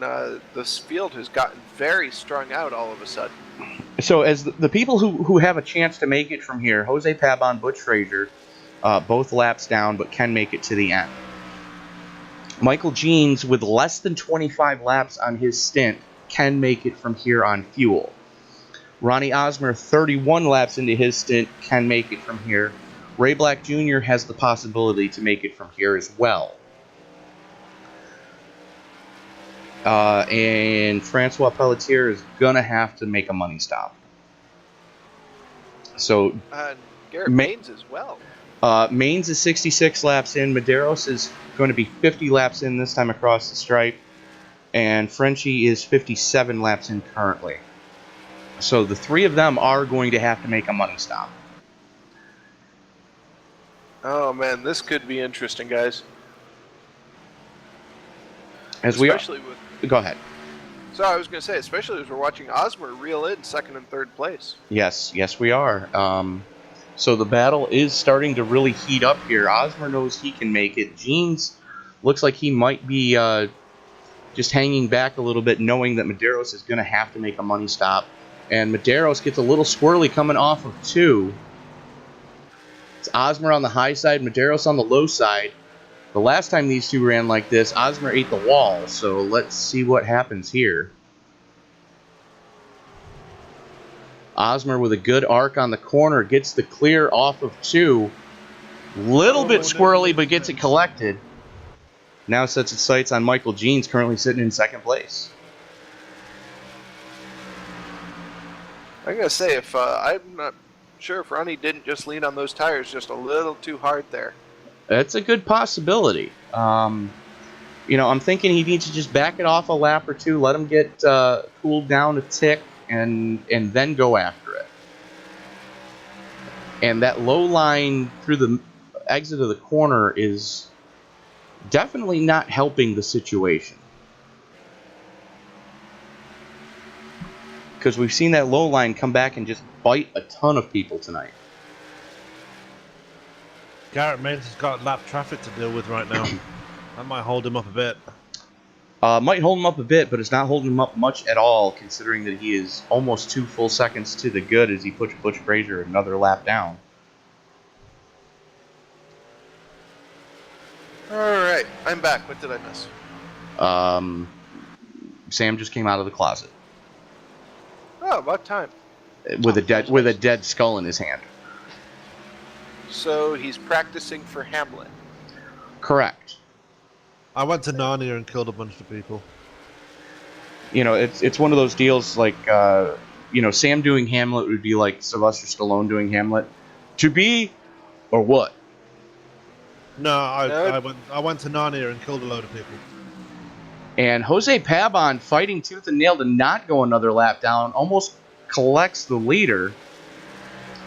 And I'm not sure that he didn't. It looks like the right rear quarter panel might have a little crinkle in it now on Garrett Maines' car. Oh, man. Pabon's no stranger to that in this race. And there's a caution. Oh, Frenchie. man. Where the hell is he? There he is. Let's take a look at what happened there. Oh!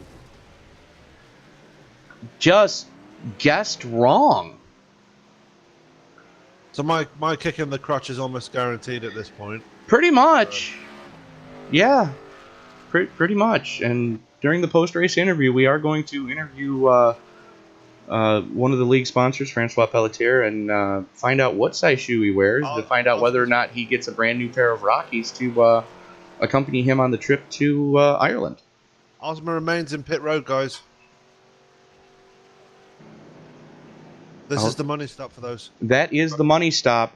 Michael Jeans can make it from here. 32 laps to go. He's only 36 laps into his stint. However, Osmer, Black Jr. down pit road as well. So Maines, Osmer, and Black all going to have 4 fresh tires. Frenchie staying out. I take that back. Frenchie now down pit road. Man, we've seen Michael Jeans pull some stuff out of a hat this year. I don't think he's got it in him to get this. He's doing the reverse of what he did at Richmond. Oh, was it Richmond he won? It was Darlington. Or Darlington. I'm sorry. It was reverse of what he did at Darlington, where there he pitted for 4 with a handful of laps to go and just walked his way back up to the front. He's going to be pretty much a sitting duck with 37 laps into the tire stint. with Garrett Maines on 4 fresh tires, Ronnie Osmer on 4 fresh tires, Jonathan Medeiros on 4 fresh tires, Ray Black Jr. on 4 fresh tires, and Francois Pelletier, the last car on the lead lap, on 4 fresh tires. Oh, this is going to hurt, guys. This is going to get interesting. I can't help but think that Michael Jones is going to be a sitting duck on this restart. Oh, I know he is. I mean, we've seen just how bad it is for used tires to try and hook up on a restart. Honestly, guys, I would put like 4-1 odds that he loops it coming off turn 4. Are you confident in those odds? Thinking he'll make it till at least turn 1 and get sideways in the middle. Because he's going to have to cook it into 1, knowing that Maines is going to have 4 fresh tires and is going to be able to bomb it into 1. I don't know. I don't even think he gets started. I think the worst spot to be in right now is where poor Ronnie Osmer is, because he's not going to go when he puts his foot down. Well, let's find out as the pace car goes in. Francois Pelletier now sitting a lap down. Here we go. There it goes, and he keeps it straight. Wow, that was good. Osmer asleep at the switch, though. I am pleasantly surprised at that point. Little bit squirrely for Jeans coming off of 2, but keeps it collected. Garrett Maines all over his back bumper, though. Osmer within striking distance. Here comes Ray Black Jr. to the inside of Jonathan Medeiros. That's your battle for 4th heating up back there. And there it goes. Garrett Maines to the inside. Does not have the clear yet. Now gets the clear in the middle of 3 and 4. Gene's still trying to fight back. Now has to deal with Ronnie Osmer. Bombs it into 1. Osmer's going to get the crossover in the middle of 1 and 2. Does he have the drive coming off of 2? Bombs it into 3. Just going to have to lift a little early. Saw Gene's coming. Discretion being the better part of valor. Ronnie Osmer knows he's got a boatload of points coming his way tonight. He doesn't have to win the race. He just has to have a good finish, and he's going to make up a ton of points on Dallas Pataska as Jeans hits the wall. Ronnie Osmer actually took over the lead in the point standings last week, so whatever points he gets tonight is going to extend his lead at the top there, so it's looking good for him right now. Very much so.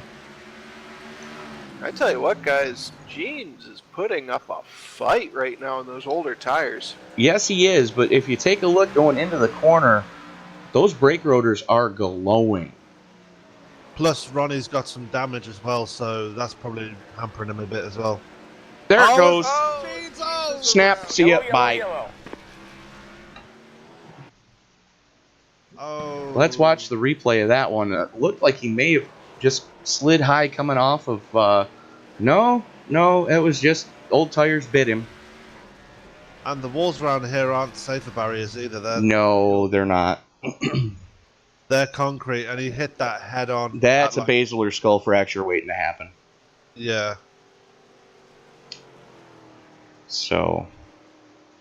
No safer barriers around Myrtle Beach, but lots of skull fractures instead. True story. And the 07 car, guys, is reporting engine problems. Oh, boy. With all the damage he's got on that car, it would not surprise me if that thing twiffs within the next couple of laps. So the remainder of this race, I believe, might be a straight shootout between Garrett Maines and Ronnie Osmer. And Frenchie is back on the lead lap. Maybe add Chin to that mix, but I'm not going to say any more than that. As Medeiros takes it pit side. Which is surprising because he pitted on the last caution. Yes, but they've just done 10 laps. There's 20 to go. And I'm thinking he's probably learning from his teammate's mistake, and he's doing what we talked about in the pre-race, where any chance you get to put 4 fresh shoes on this beast tonight, you're going to want to do it. Either that, or he's just going to get a top up of fuel, so he's got enough. Well, he's he definitely has enough to be pitted into the last caution. That's four tires right there. All right, fellas. Thanks for having me up here in the booth. I'm going to head back down and try to get some laps in. All right, Zach. Yeah, we just saw your team waving at you up here, so good luck to you. All right, thank you. User left your channel. So Zach Rue in the 05 going to be able to make up at least... where are we here? At least 2 spots. He's going to be able... If he gets out on track right now, he's going to be able to go past Frank Ekman, who is 72 laps down. Zach Rue currently 77 laps down. And he should be able to get by Dallas Pataska 64 laps down. Just on positioning, being as Zach has not been disqualified, I'm wondering how many points Gauthier, Pataska, and Ekman are going to lose. A lot. Yes. True story. Especially Pataska. He's going to... Oh, I dread to think how many points he's going to lose tonight. Lights go out on the pace car as Ronnie Osmer trying to get to the inside of Garrett Means. Garrett saying, no, I want the inside line for the restart. So, and guys, I have a question. Going into the corner, is the pace car crab walking? Yes, it is. So apparently somebody has hit the pace car under caution. And You might this want is to have a word with your cousin again. 18 laps to go. This is where you put them up on the dash and go, yeah, mine are bigger than yours. As Ronnie Osmer fighting with Ray Black Jr. right now as they haul it off into turn number 1. Oh, there it goes. The engine went twiff. Ray's engine is What the hell? He just cranked it right. Let's watch that again. Here they are coming to the green. This is working through turn 3. You see Ray Black Jr. pick up the throttle. Osmer gets the run on the high side. And there's the twiff. And you see him just turn the wheel hard right. Good grief. Dustin Payne catches a race car to the face. I think he just rage quit, guys, is what that was. Safe bet. Still connected to the server, but good grief. Just remember, guys, if you're a Monster Energy Cup driver, you too can do stupid things in iRacing and not have to worry about, no. Don't say that. There were points penalties handed down after the last race. There might be more given out tonight. And Taylor would neither confirm nor deny the allegations, but I told him I figured I knew who at least 2 of the drivers were. And he laughed uncomfortably when I said that. I know who all 3 of them are, so yeah. Yeah. Our resident mathematician, Sam. Sam knows how to do those high-power gazintas, and for those of you who don't speak redneck, that's math. I thought it was a type of catfish. No. That's canoodling. Oh. And Ray Black Jr. has been disqualified, guys. From the race for now. So, Garrett Maines, Ronnie Osmer, Jonathan Medeiros, Francois Pelletier, last car on the lead lap in 4th. That's going to give Jose Pabon a top 5 finish.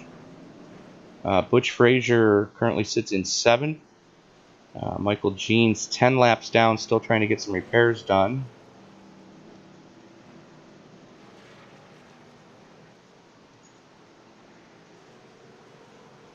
So this is a four-car shootout.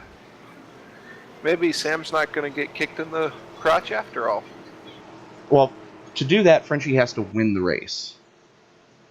So if Frenchie wins the race, I'm going to take the GoFundMe down. So there's your incentive, Sam.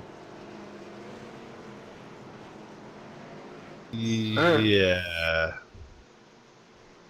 So what's the chance of all 4 of the leaders taking each other out? And Jose Pabon winning the race? Yeah. So you're thinking this is going to be like the start of the yesterday? I'm thinking it's going to be Slim and none, and Slim's already got his coat on. Pace cars off.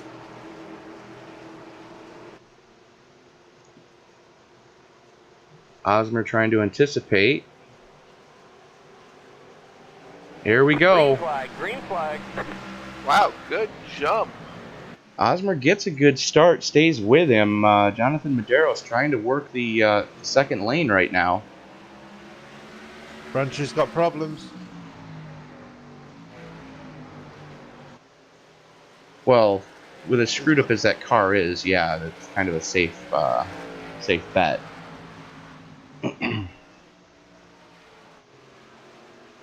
I'm saying Ronnie's not putting everything he has into that car, but I'm wondering if he's just content to sit back and finish second tonight. I'm thinking he might be. He's running just fast enough to stay in front of Jonathan Maderos. Of course, we've seen Garrett Maines tonight too a couple of times pass himself over. So, I mean, you know, if you're Ronnie Osmer right now, do you push it a little and try and catch up and maybe mess up, or do you let him do it himself? And there it is. Maines is sideways. Maines is definitely putting him up on the wheel right now.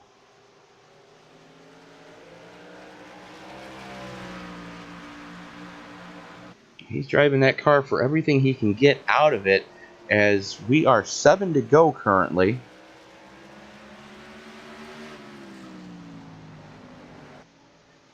And as painful as this is for me to say this, we have done 17 cautions for 106 of 200 laps. Yellow, yellow, yellow. And there's caution number 18, who just stepped on their own Dustin Ping. And it looks like Zach Brew had a little hand in that one. Let's go back a little bit. Brew down on the low side gets it. Yeah, they go down the back straightaway. Brew had some help from Jose Pabon. Eats the inside pit wall and just. Yeah, Pabon misjudged the braking zone there.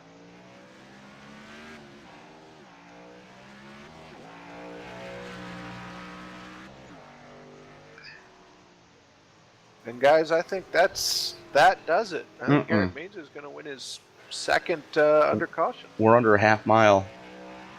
And, oh, yeah, no, 4 to go. We might get green and white on the same lap. That could be interesting. You think?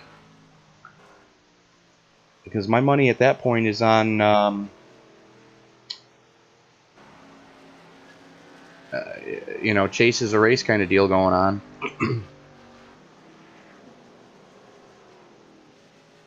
I listened to the race chatter guys. The two leaders are talking back and forth, and Garrett was not confident in his ability to hold off Ronnie, and Ronnie was fairly confident in his ability to use a bumper effectively against Garrett. Well, we know Ronnie's not afraid to put a bumper there if needed, but he's not gonna purposely spin him. He'll just give him a little shot to say, "Hey, move." Right. So, I mean, that's one thing about Ronnie. He's, you know, always come back to it. He's a very respectful race car driver, but when it's time to go, if he thinks he can a little bit, he's going to attempt it. As we are currently 3 to go.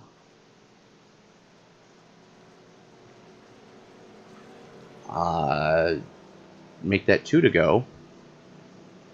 And this one's going to finish under green, or finish under yellow, guys. There it is. All right. Oh, so who do we want to bring down into, who do we have here? Let's see if we can find Garrett. There he is. User has moved to your So channel. joining us now, Garrett Maines. This is becoming a habit for you to be doing this sort of thing, isn't it? honestly, I don't know how I pulled it off tonight. I made so many mistakes in so many different places. I was about to take the lead at the end of the first stage. I thought I had him. I made it. That was about as good of a restart as I could possibly get on Dallas there, and I just got on the gas a little too hard off of two.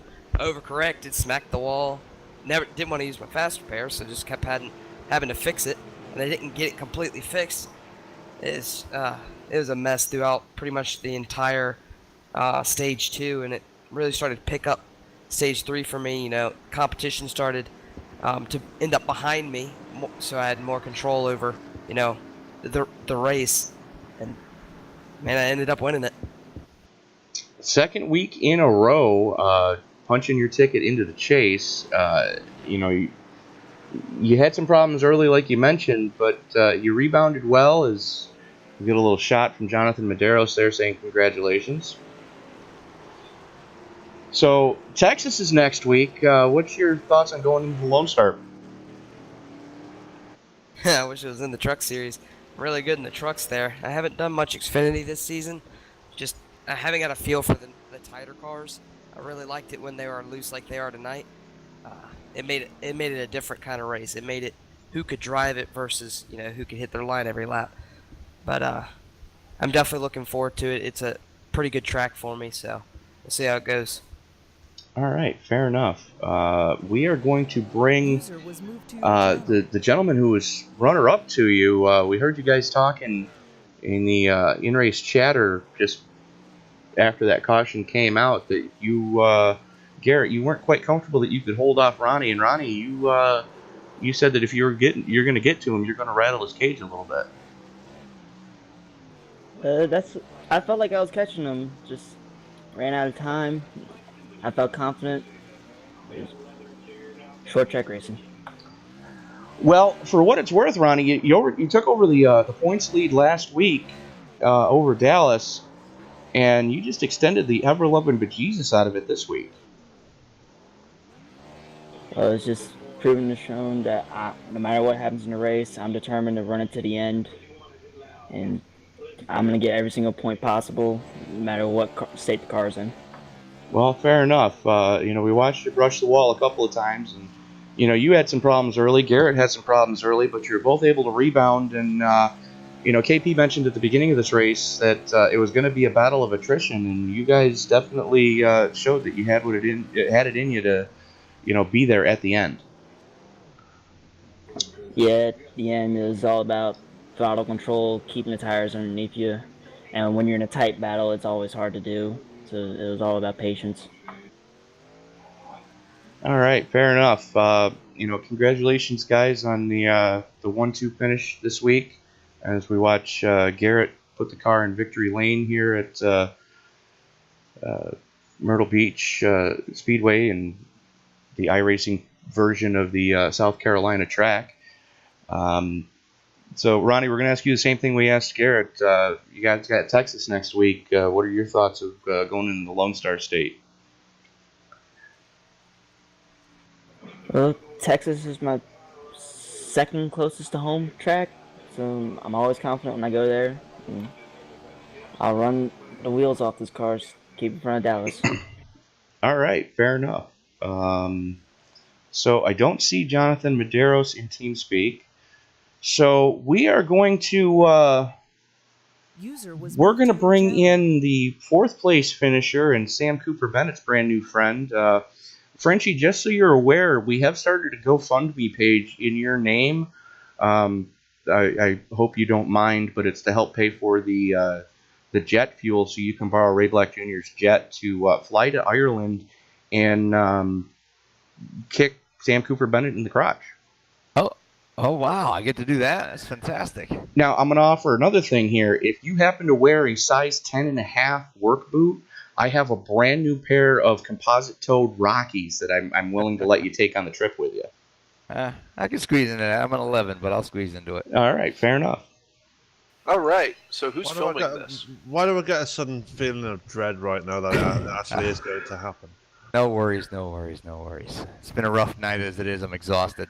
After a long weekend and our first race, opportunity in a Monster Cup. And it was a long day, long night. Didn't sleep. Got home at noon. Went to work, and here we are. So it's been a rough night. Now, speaking of rough nights, your teammate in the '07 had a real rough one. Was there any indication he was about to do what he did going into turn 2 when the motor twiffed going into 1? Nope. All I saw going into 1 was that dust cloud, and I heard him say that, and then the screen went black, or what he said. Mine happened that at the beginning of the race. All of a sudden, my screens went dark, and I don't know how I managed to continue forward, but I did, and worked my way back, and it was a long race for this small track. It definitely was a tough one. Yeah, I kind of cringed when Taylor told us, Sam and I, in the Facebook chat earlier, that it was going to be a 200 lapper, and I just, oh boy. I will tell you though, this track was fun. I learned a lot. I think a lot of cautions. I think this would have been a lot more fun if we didn't have the cautions maybe turned on and it was just like police yourself or whatever, because it was about saving your car. I mean, just 100% saving your car and avoiding everybody else. And it was just self-spinnings, a lot of them. I didn't see a lot of people take anybody out, a couple here and there, but for the amount of cautions I think we had, it was a lot of self-spinnings and little glitches that were happening. But I had a good time. That's all that matters. The way the rubber builds up on this track, from what I've noticed, and talking with another teammate of mine that has run numerous laps here, if you get high off the corners, you're going around. If you're too low off the corners, you're going around. If you get more than 2 tires out of that groove, you're going around, which is what happened tonight all across the board. Absolutely. I mean, and again, it's a matter of, you've turned this race, instead of racing against the guy in front of you, you're racing against yourself. And you're just trying to keep your car together. And I mean, I would have blown my engine laps ago, but I was saving it and, managed to salvage a 4th place and keep myself in position for the chase. Well, congratulations for that. And a little birdie has told me that you're going to be going to Pocono tomorrow, if I'm not mistaken. Pocono? I believe that's what I was told. Yeah. You're going to be making your IRO 5 series debut. Yeah, that was the plan, and I'm looking forward to it. I believe the ice rink that I play hockey at is still without ice, so if that's the case, then I will be there. All right, very good. All right, well, we look forward to seeing you, man, and congrats again. You're giving other drivers like myself hope, those who have good runs and always end up in the back due to someone else's negligence. So good run tonight. Appreciate it, yeah, and give a shout out to my team that I'm getting ready to play rugby for this weekend. I'm coming out of retirement. We're going to have a rugby match in Fort Pierce, Florida this weekend to play the Youngsters Allstars game. It's a 1-year thing, and I'm fortunate to be off racing to go contribute some body parts. So I take it it's an over-under league? Over 40, under 6 feet tall? Yeah, exactly.